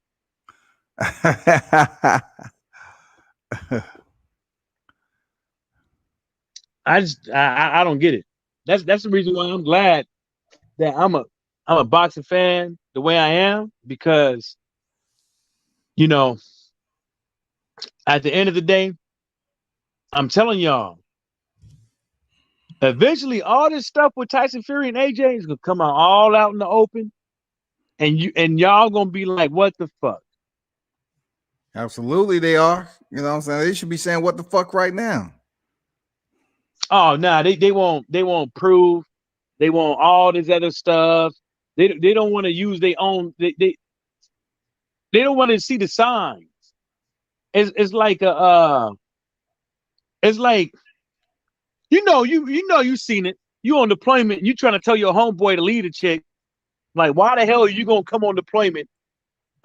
Get married before the deployment. You barely know the chick, and then you get off deployment. Ain't nothing in the house, and she gone. Yeah, man. Or bring a chick back from deployment now. I mean, she might not physically come back, but she comes back with you as far as paperwork and everything. You go right to the GPAC and start getting paperwork done to my, hey, you know, this is gonna be my wife, what I need to do, and all this. Or maybe I know cats that went on deployment, got married, and came back, especially in the Philippines. Yeah. Philippines, man, you get married to the Filipino, she gonna bring a whole family over there, guaranteed. Right. Legally. And I keep trying to tell these guys, these are the same dude. These are the same type of cats that we've been seeing on deployment. And you just try to tell them, you know, that's the reason why a lot of people like, y'all don't understand, man. Y'all understand. That's the reason why the first thing, yo, E6, E7 is gonna be like, don't do it. You better not go down to that courthouse or get married. You better not, don't do it. They're trying to tell you. They're trying to tell you, you know what I'm saying? Lead them. Hey, but I'm gonna tell y'all one thing. That's how they sounded. Like they're not listening to people that seen signs of fuckery. And what the fuck is that? Oh, damn. Yeah, man. So what else you got? I'm about to bounce, man, because I have to it's a fighter that's gonna be on deck pretty soon. I'm trying to set up an appointment with him to do some stills, do some media shit. It's a lot, you know, like I'll be on here, I'll be multitasking behind the screen, you know, and trying to get this shit taken care of myself. But in the A, man, it's a lot of fight cards that's coming on. So I'm up here communicating and having dialogue with certain people. I remember Jermaine Franklin told me a while back, if you want to like I asked him for an interview, he just said hit him up on Facebook. Jermaine Franklin?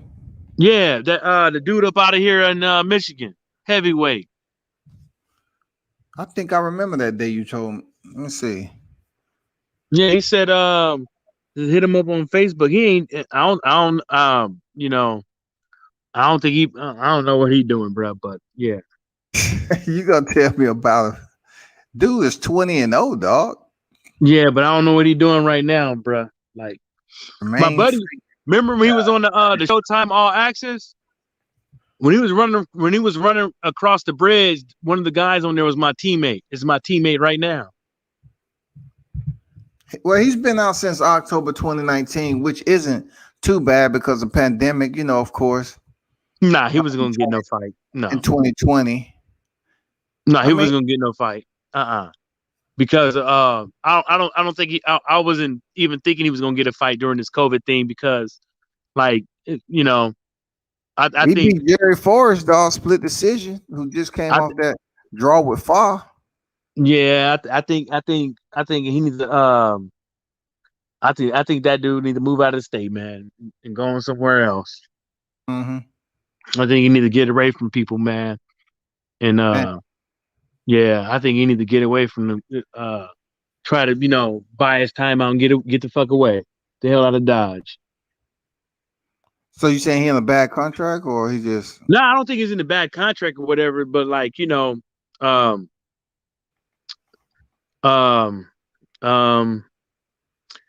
damn.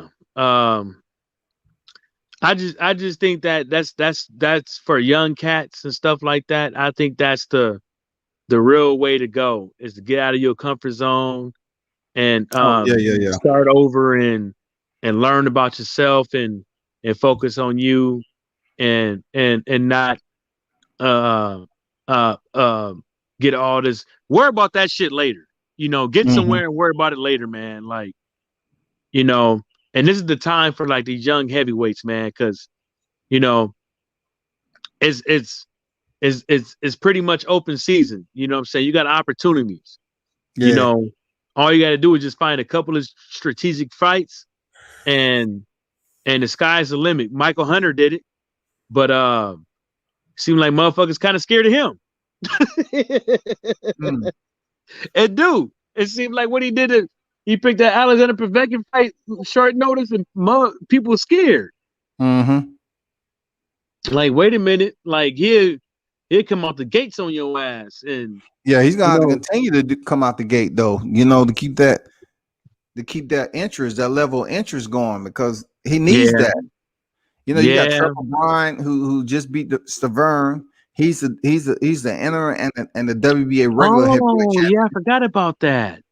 You know, so we got him. You know, Michael Hunter on the hunt. We have Jared Anderson. You know what I'm saying? But the main names, the big names, are Michael Hunter and Trevor Bryan right now, and of course Deontay Wilder at the top. So. Yeah, because Adam Konecki got his ass whooped. Yeah, he's about to step back in there in the rematch though. Adam Konecki, he's going back in there with Robert Helenius.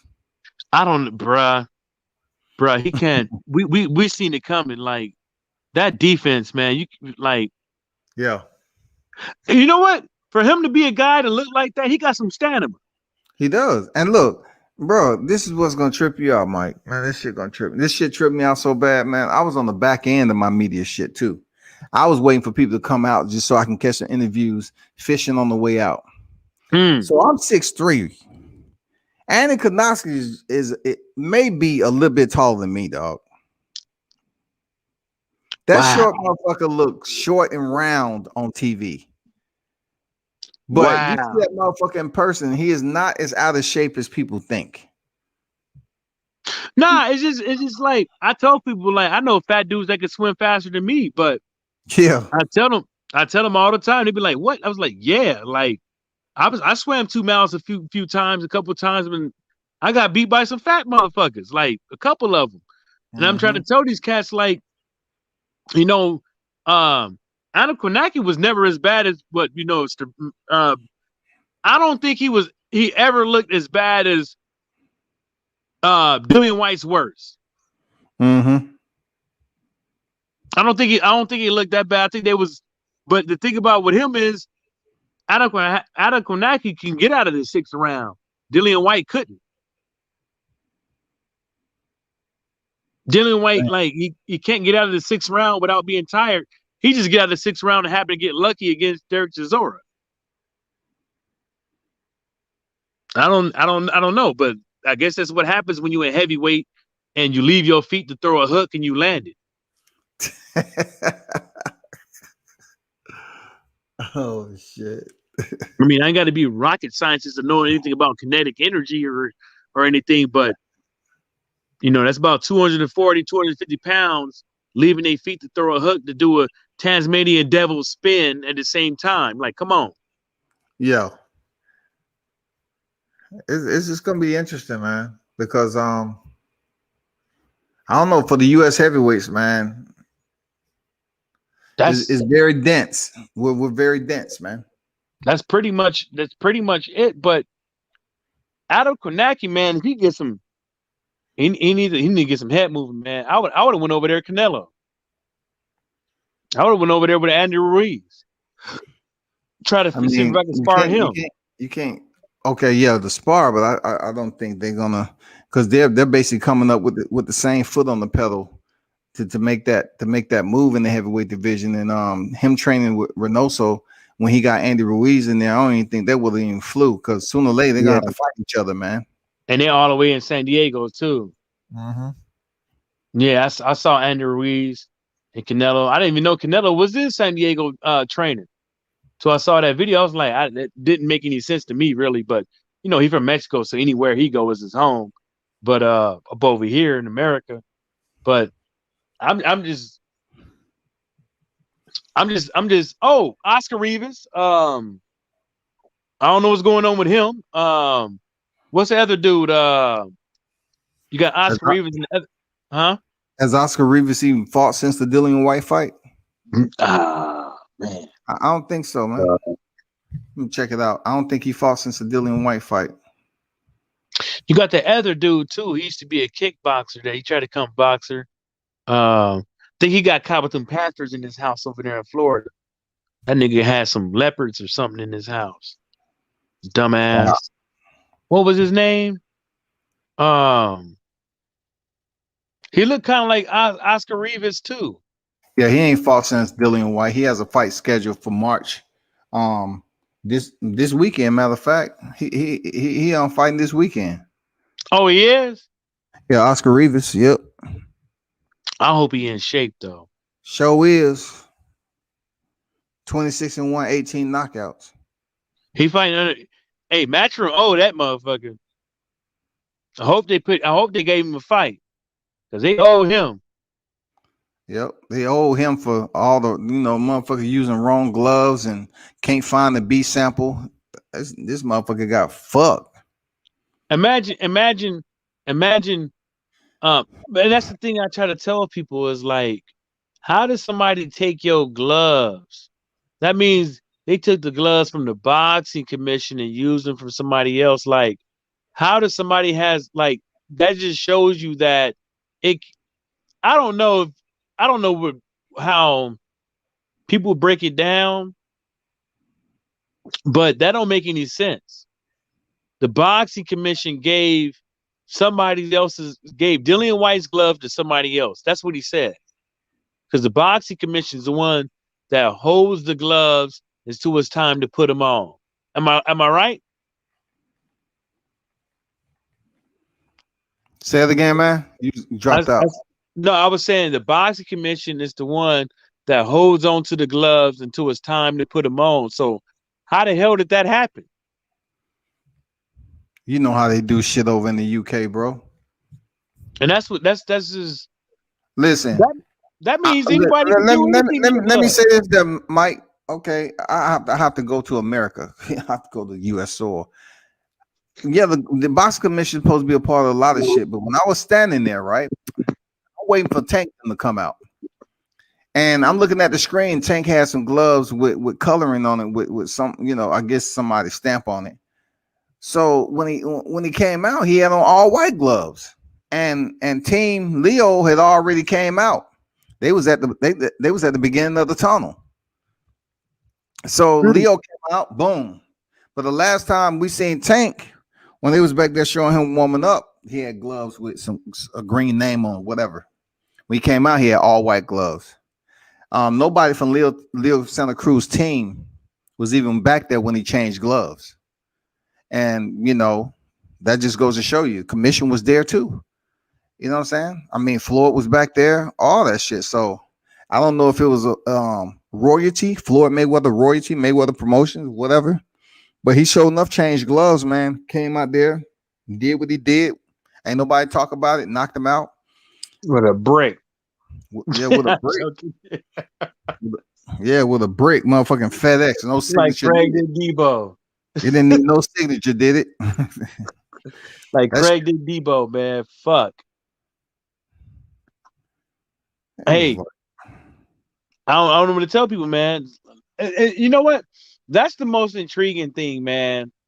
Is to do things like you and Blue Blood be doing, and like going to these fights and actually seeing this shit go down. Because, I'm pretty sure people won't believe you. Like some of the shit that y'all seen. Like, unless y'all caught it on film and showed it, people won't believe that shit. Like, I'm pretty sure y'all seen all kind of wild shit go down and, hearing somebody saying this and, just hearing shit. You know what I'm saying? And, that's why I try to tell people is like, that's like me on the outside looking in. Like sometimes you just got to be reserved with some stuff because you don't get to hear everything when you just behind the computer screen all the, all the time. You know what I'm saying? Yes, a lot of shit that goes on that can't be recorded. I can tell you that. It's certain things that are better left alone and not ask. Sometimes you don't walk up to somebody and say, hey, is it okay for me to release this shit? If you got to ask and you aren't sure, they're going to make an example out of you because it's just certain type of integrity that you should have as media. So when you go to some of these fights, man, and you get the exclusive sometime, it's just certain shit you don't report that you see. Like when I was in the elevator with Caleb Plant and them, I can't really say the entirety of what they was talking about, but they was talking about freaking Benavidez. And Caleb Plant, man, he was letting it be known, you know what I'm saying? Because they tried to send him a contract coming off his fight with Vincent Feigenboots, and they was in there talking about it. So, once again, that's not something I can say word for word, even though I heard it. Just like being in the elevator with motherfucking Sergey Kovalov, and and what he did. Did it smell like alcohol? Nah, he was just real rude. Oh, that was a joke. He was rude. He told me to cut my phone off, else he wasn't gonna say shit to me. So when I cut it off and I talked to him, he kind of act like he didn't understand English and shit. I say, please, Sergey, I just wanted to ask you about a certain question about this, that, and the other. You know what I'm saying? You don't have to be an ass about it, but yeah, man, these people be watching, believe it or not. Damn. Like well, you know what? It kind of sounds that sounds like his MO. At the MGM Grand, man, there's so many stories out there. Oh my God, dog. You have no idea, dog. Oh my God, some of the shit you see out there, man. What stays in Vegas, man? Hey, what stays in Vegas is some of the most ultimate sins of life. Won't catch me. I'm just saying, man. This shit go down in MGM Grand, man. It can't be talked about on the mic. Oh shit! If you're talking about Vegas in general, it's like, yeah. I mean, I'm talking about the fights. Oh shit! At the fights. Oh shit! I didn't know. Well, you know what? I ain't in them in crowds, know all that stuff, man. But I'm pretty sure, like, that shit goes outside the stadium. I'm pretty sure. I know for a fact. I know a couple chicks that's been out there in them streets and did, 4 girls with 19 dudes marathon. Yeah, I know a few. I got a few homegirls, man. They just, out there in them bushes. You know what I'm saying? He's out there in them bushes. You for sure right, then. Out there in the bushes, all right. I don't. I mean, I don't judge them. I just tell them ain't no retirement plan in it. Yeah, it ain't. Unless you open your own and become the madam. Yeah, and but see, that's the thing is like, but people,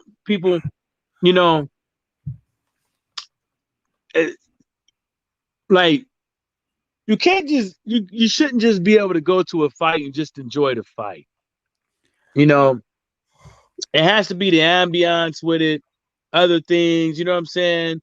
Like, including after parties and stuff like that. You should be able to go to a fight and like really enjoy your fucking day. Like, the best part about going to a fight should be you going there and it's like really like a fucking adventure.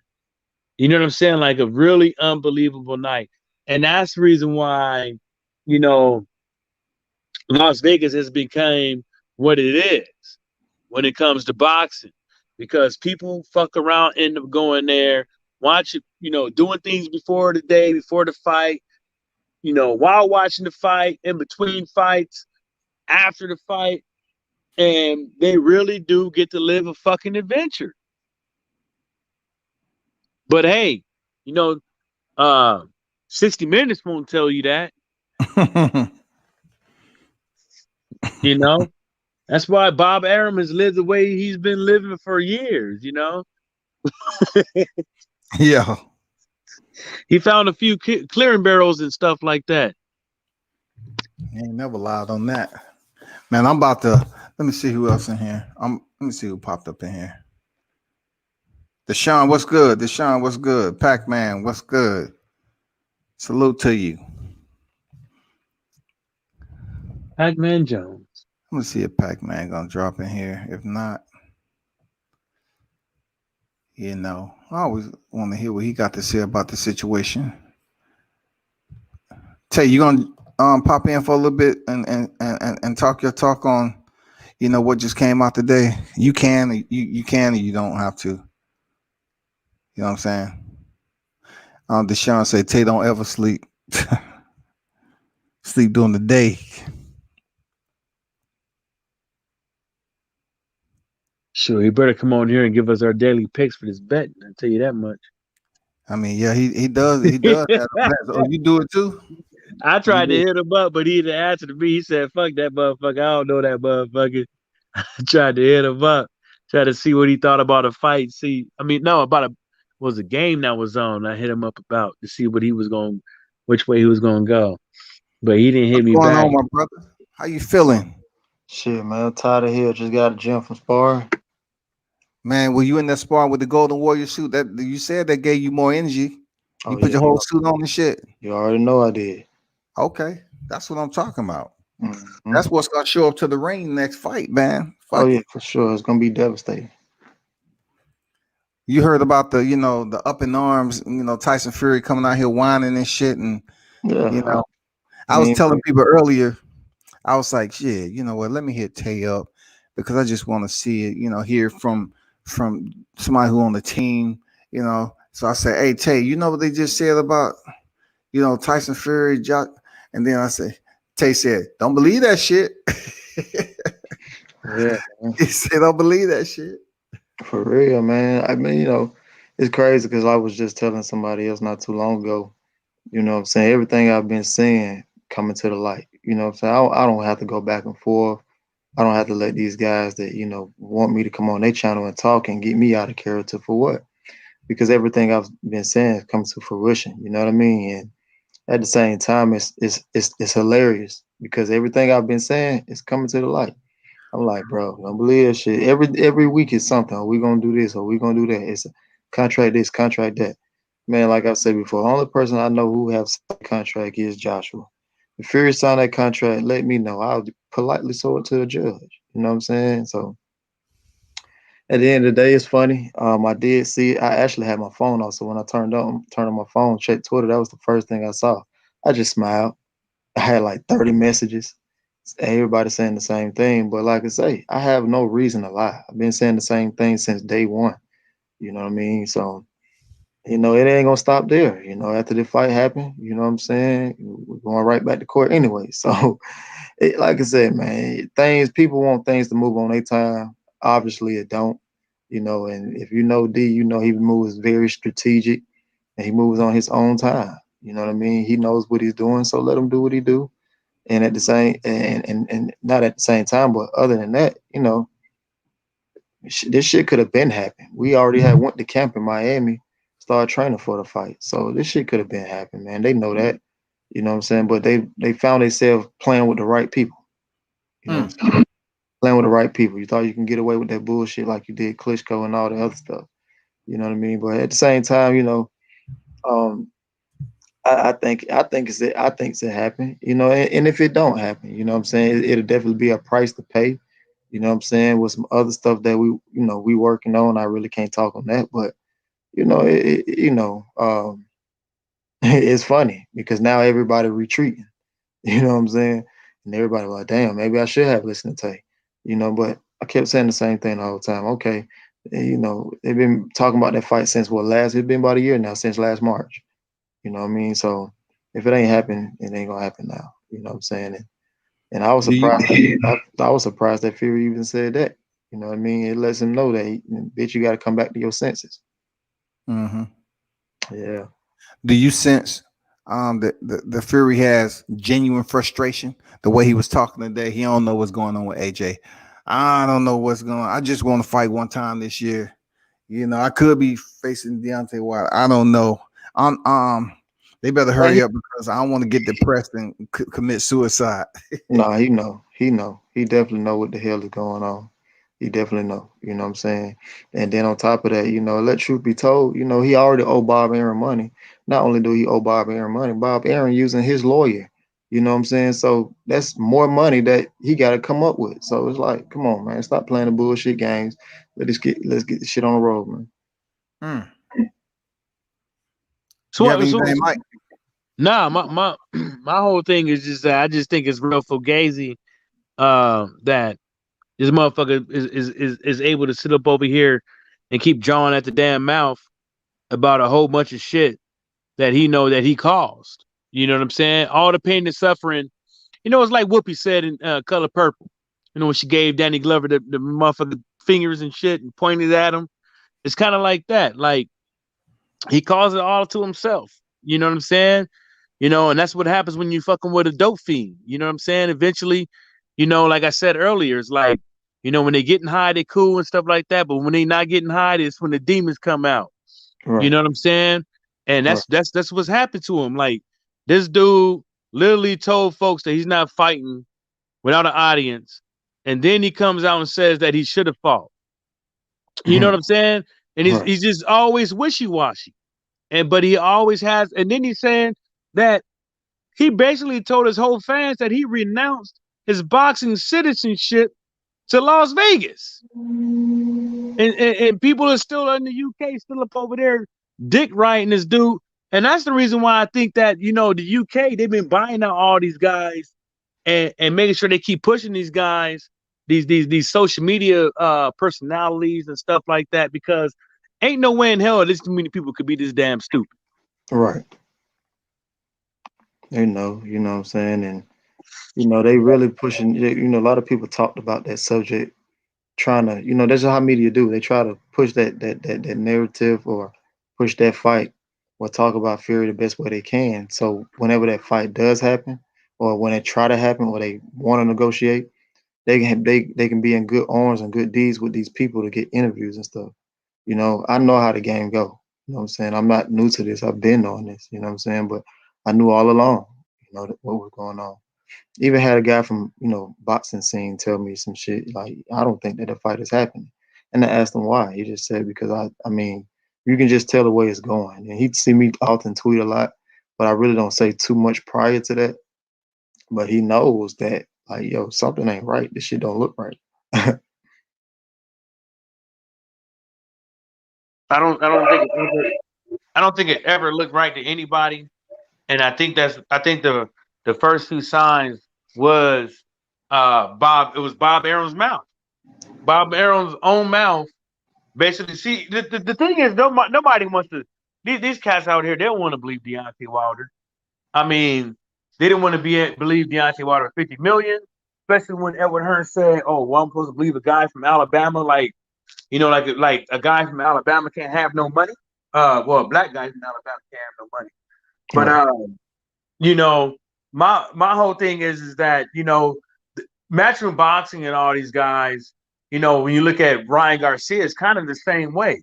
You know, they pumping them up through all these media personalities and all these things, and trying to make everybody else look like the fool and him on top, but ain't nothing working out for him right now.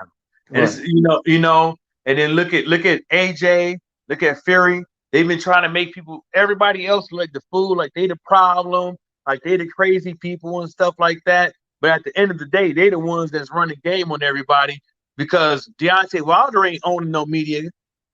He ain't out there buying no media, YouTube platforms or social media platforms and stuff like that. But that's Matchroom Boxing and MTK Global and Golden Boy that's buying them all up. Right. So everybody's just sitting up over here, not knowing, thinking that, you know, all these, you know, black channels are supposed to be the pimps, but it's the white guys out here really pimping. Them the ones that's really putting on none of the shows. It's the common denominator. Like I said, man, like I said, the truth always hurts, and the truth should set you free. But at the end of the day, I always said God don't like ugly, man. You know, I've always said that. And I stand for, you know, I stood my square the whole time. I let people say some of the most ignorant things to me. But at the end of the day, the light's still shining on me, because everything I've said is happening. Yeah, y'all ain't lying, because that's the way they're looking right now. That boy looking sick. He's sitting on that couch, and he brought them guys there. Like if you look at it, right? IFL TV, MTK Global, right? Right. Right? Mm-hmm. He called them guys there to do the interview. And he's sitting up over there talking because he got something to get off his chest. He's not calling anybody else or just popping on somebody's live and nobody's hitting him up to go up over there. He's going to his known source of outputting his information. And he's giving out the point of view that he wants to give out, but he doesn't know that the shit doesn't sound right. You said you ain't fighting Wiilder. Now you're saying don't write him off. I'm a fighter. Like, what makes you want to go between your word right now? You said you wouldn't fight Derek Chisora, but then you end up fighting Derek Chisora because you didn't want to fight him because he pulled out of the fight because he broke his hand. Right. But you thought he was lying. You know, and I just don't understand this dude. I think it's cool that he came out and vented his frustrations with Matchroom Boxing and Edward Hearn because they've been a common denominator with a whole bunch of fights besides Deontay Wilder not happening, and you know, lowballing people and over here whining about paying fighters too much and whining about a whole bunch of stuff, and they getting exactly what they fucking deserve. You want to be a part of something and big in boxing and stuff like that, you know what I'm saying, and put on the biggest show on earth and stuff like that, like you calling it is, and stuff like that. You got to be about your word. You can't go over there in the sandbox and mess with them Islamic people with their money. They ain't gonna deal with you the same way like people out here gonna deal with you. They're gonna come after your pockets.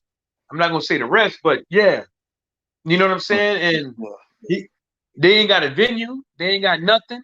So why is that they ain't got none of that? Because they ain't got no contract. So why the hell are they gonna invest in this fight when you ain't got no contract? And they supposed to sit up over here and hold everything down? They got a contract, but the only person who signed it is Joshua. That's what I'm saying. They didn't sign.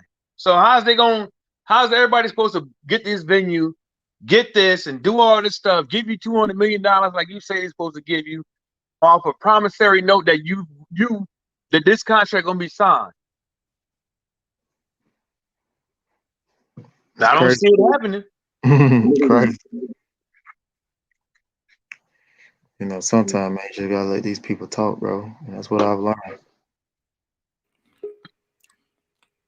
Just let them talk. I wish Tyson would show up in this YouTube goddamn swamp. Oh, he ain't gonna do that. Hey, what's going on, D? How you feeling? What's up, Scotty? What's up, fam? I'm good. Hey, man. Tyson Fury playing mind games with everybody, man. He gonna get that fight. That fool ain't gonna turn down no $100 million, fam. He not gonna do it, bro. He ducked Deontay Wilder for an $80 million contract. That was for 5 fights. You think that fool gonna turn down $100 million for one fight? That dude ain't gonna do it, man. He gonna take that fight. Them boys gonna fight in like June or July, man. Trust me on that shit. But I have a question though. What makes you think that when he signed them 5-fight deals with ESPN, right? So he fought 4 guys and then Deontay Wilder. Deontay Wilder was on that meal ticket, right? Actually, it came after he fought Deontay Wilder the first time, right? So that would have been 2, 3, and then fight. So what makes you think that Deontay Wilder wasn't on that contract for the rematch? Nah, it's just 5 fights. It ain't a specific fighter. It's just 5 fights. Yeah, no. Man, listen. First of all, foremost, this fight right here was supposed to be 3 fights since 2018. So all that you talking about really don't even matter, my guy. This fight was supposed to be 3 fights from the beginning. That's what people. What you talking about? The Deontay Wilder fight? Yeah, it was 3 fights from the beginning.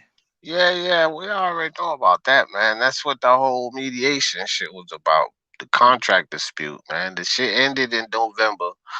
They went to establish it in December. And that's probably because of the pandemic situation. So that's why they went to court for that contract shit. But I ain't even talking about the contract shit. I'm just talking about as far as Joshua Fury concerned. Wilder's not the question. It's Fury signing the damn contract. He can't sign the contract. Oh, man. If he couldn't sign the contract because of Wilder, why is he talking some other shit? Like, trust and believe, bro. That's He just not can't about sign the Wiilder. contract, bro.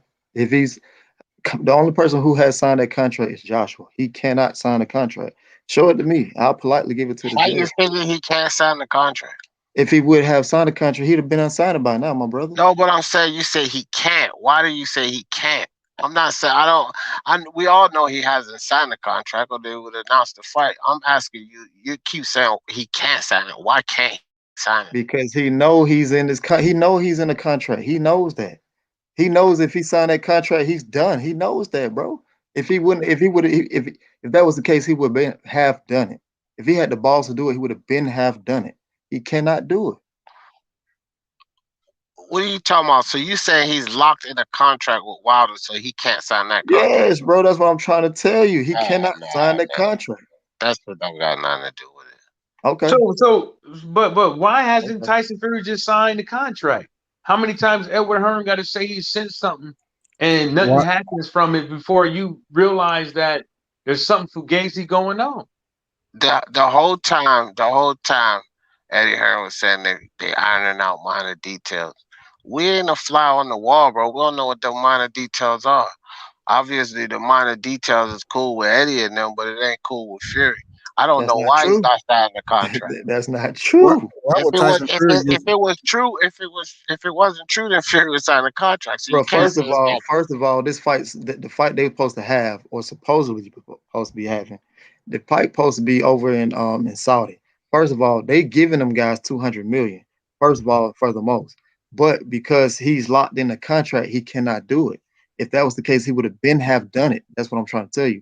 Not only that, the man owes Bob Aaron money. Not only that, Bob Aaron using his own lawyer for this case right here. Now, so he's in the hole, bro. He's in the hole. Trust me. Man, where you getting all this information from, bro? Like that shit is. Listen, so you basically telling me this? Hold on. Off This a scratch off. Off a scratch off. I got you. So you telling me that you speculating he holding up the contract because of a situation with Wiilder? Because it's all speculation now. That's the truth. I mean, but that's what you're speculating.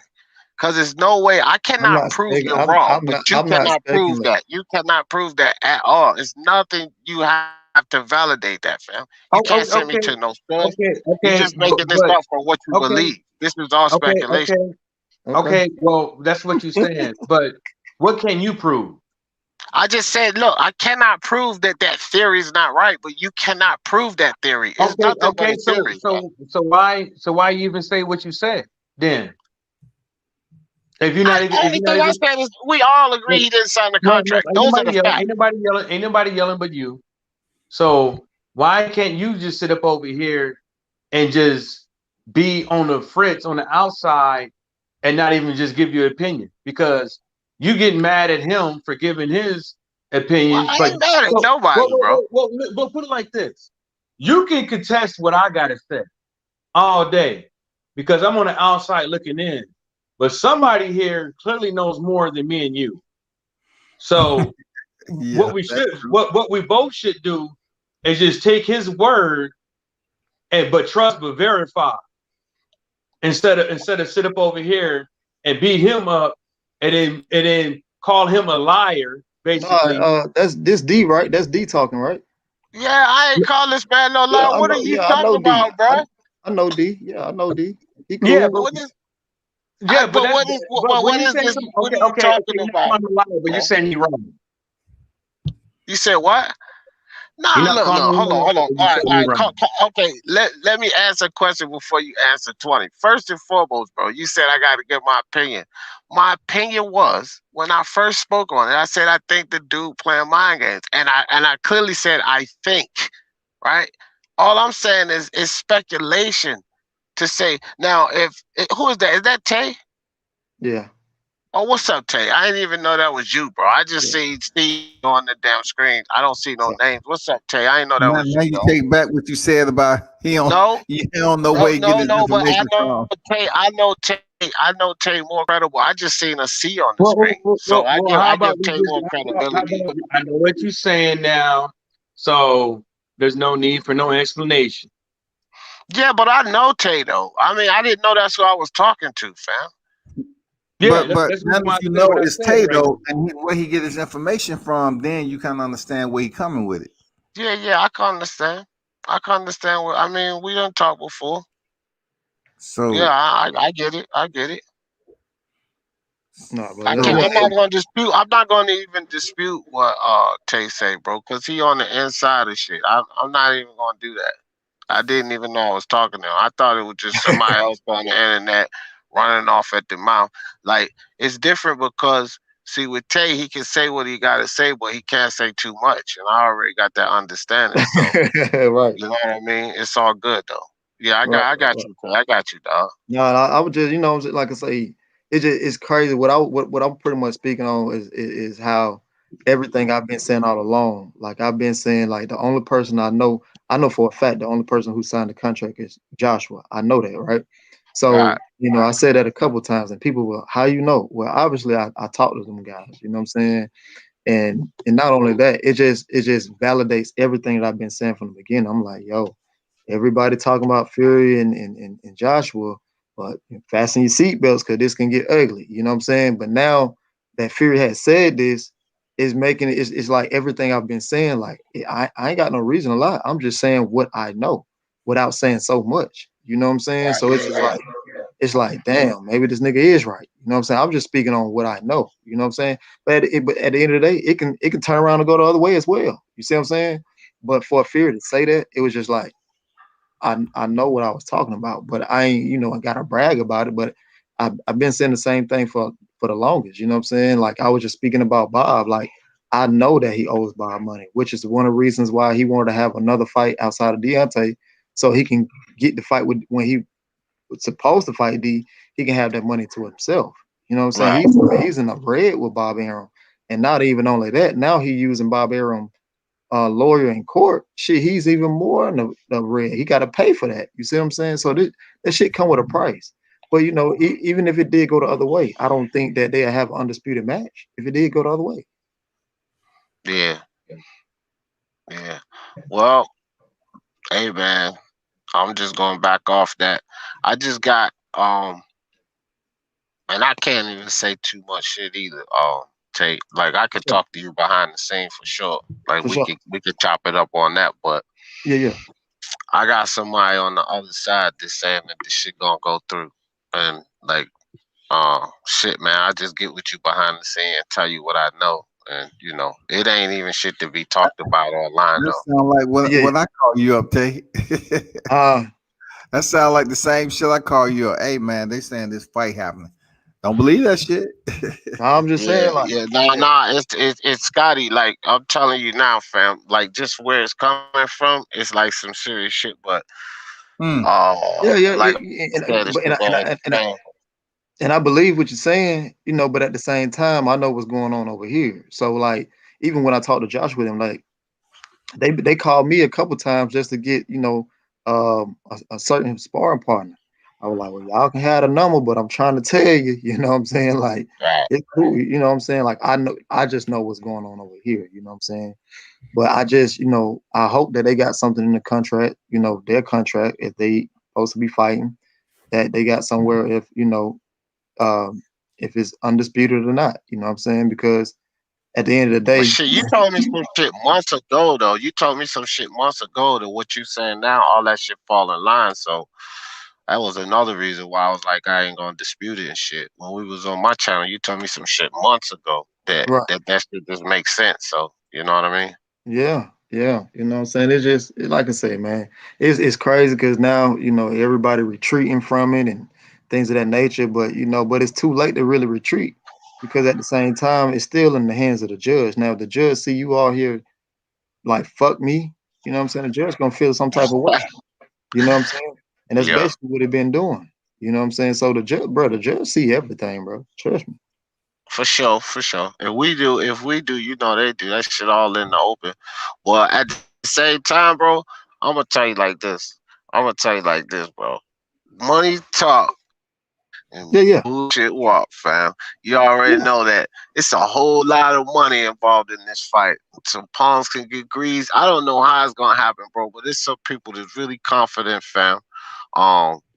Shit, I think I don't know if you linked up with me on wherever, bro. I'm gonna get at you about this shit, but it's some people that's really fucking confident that this fight gonna happen, bro.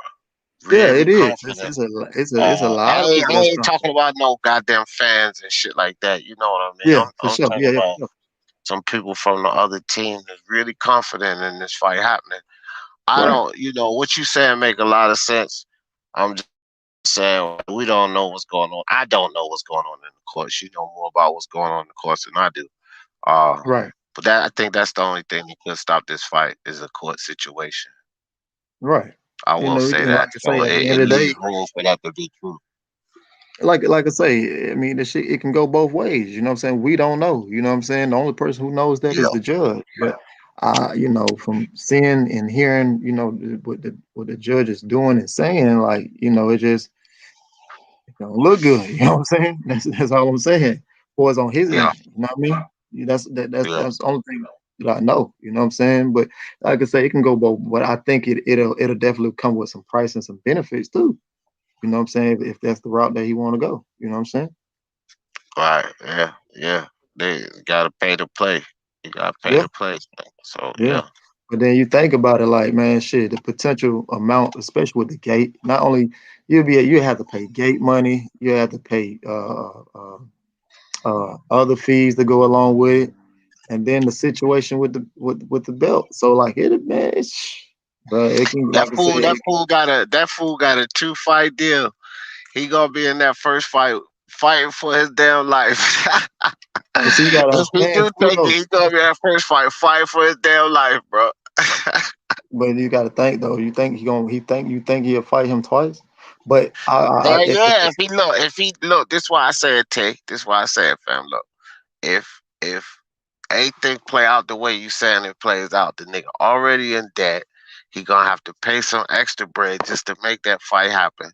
He right, gonna be left with little scraps. So he gonna have to make that next at the fight. The fight, next fight yeah, gonna be you gonna big have to, too. He gonna have to make that next fight to get some right? bread out of it, fam. Exactly, bro, exactly. I mean, shit, ain't no other way. You got to, He ain't cause gonna have no choice because he gonna have to pay out so much bread. If it play out exactly, the way you said play out, he gonna have to pay hella bread, bro. exactly. That's what I'm saying, bro. Like I say, it just don't look good. You know what I'm saying? And it's just like now he retreating. You know what I'm saying? And we all know Fury just be talking sometimes. You Yeah. know, we know that. You know what I'm Man, I saying? don't care if that nigga do gotta pay hella bread, bro. He gotta make that fight happen.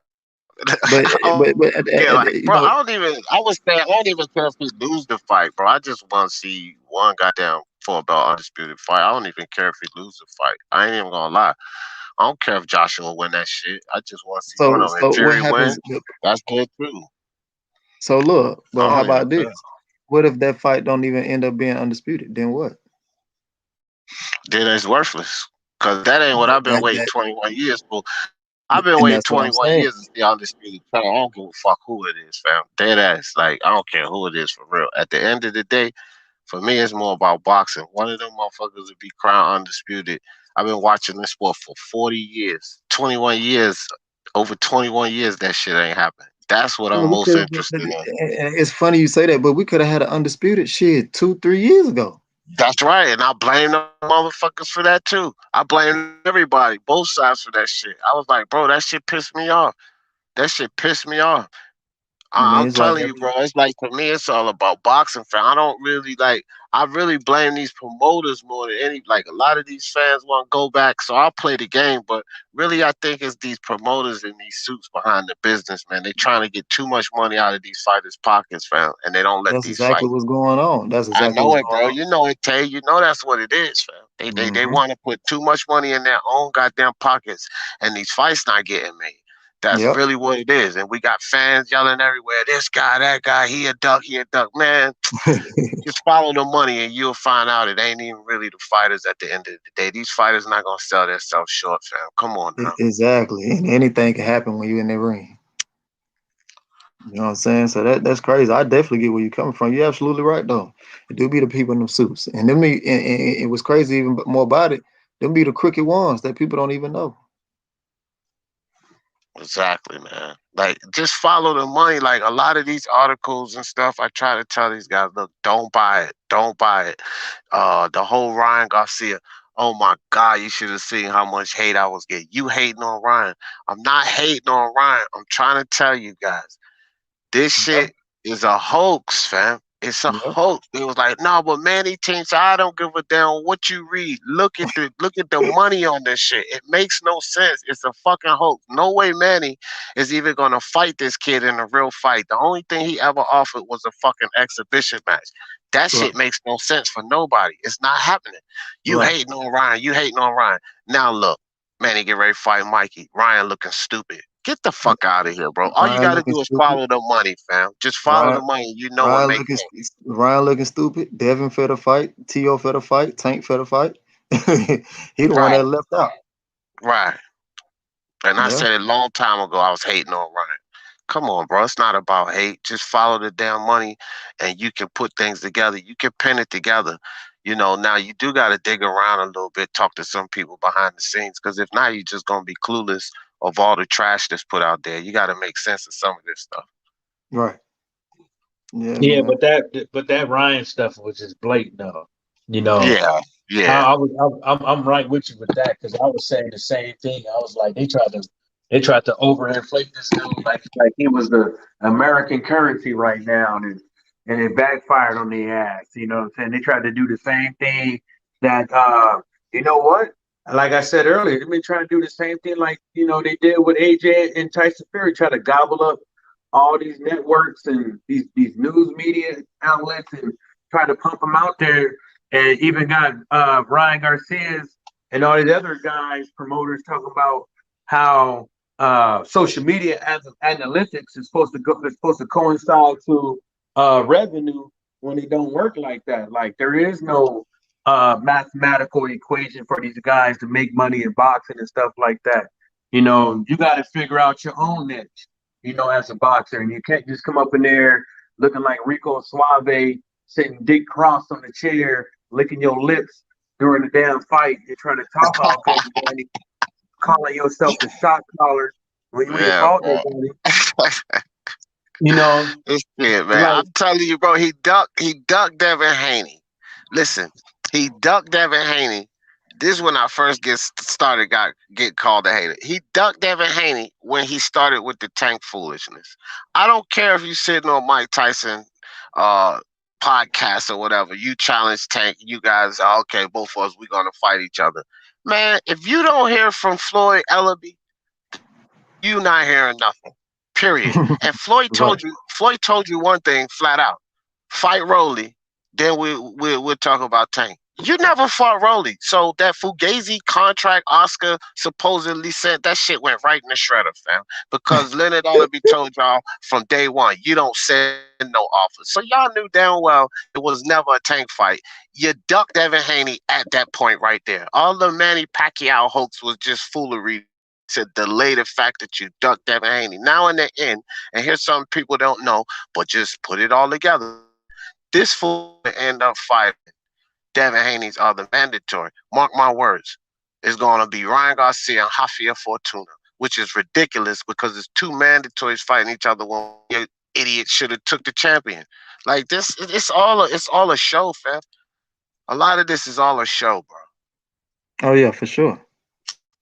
No if doubt. you would have took that Devin Haney fight and won, you know, I mean, that was shit. At least he could have kind of solidified himself, his mouthpiece. But not taking that fight just don't look good to me, in my Man, opinion. to And be doing what honest, he bro, I'm did. not even under Ryan hype. I think Devin Haney would have boxed circles around that kid.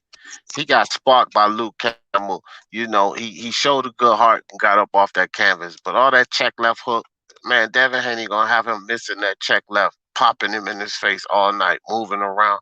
Ryan footwork is horrible, fam. Like they wanna hype these kids up so much. The kid Ben kept his chin in the air. It's been a problem the whole time.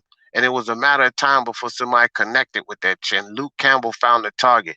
right? And then you watch this kid's footwork. His footwork is no good. Going in there with feet mean everything in this fucking sport, bro. You got good footwork in the jab, you got half the battle won.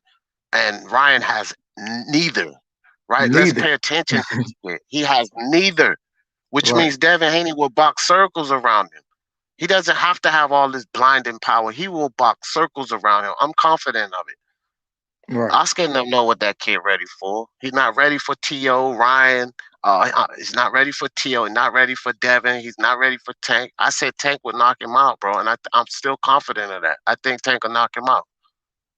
Oh yeah, What for sure. what I think so. noticed is he keeps, and if you watch that Luke Campbell fight, he keeps throwing that same Oscar De La Hoya punch.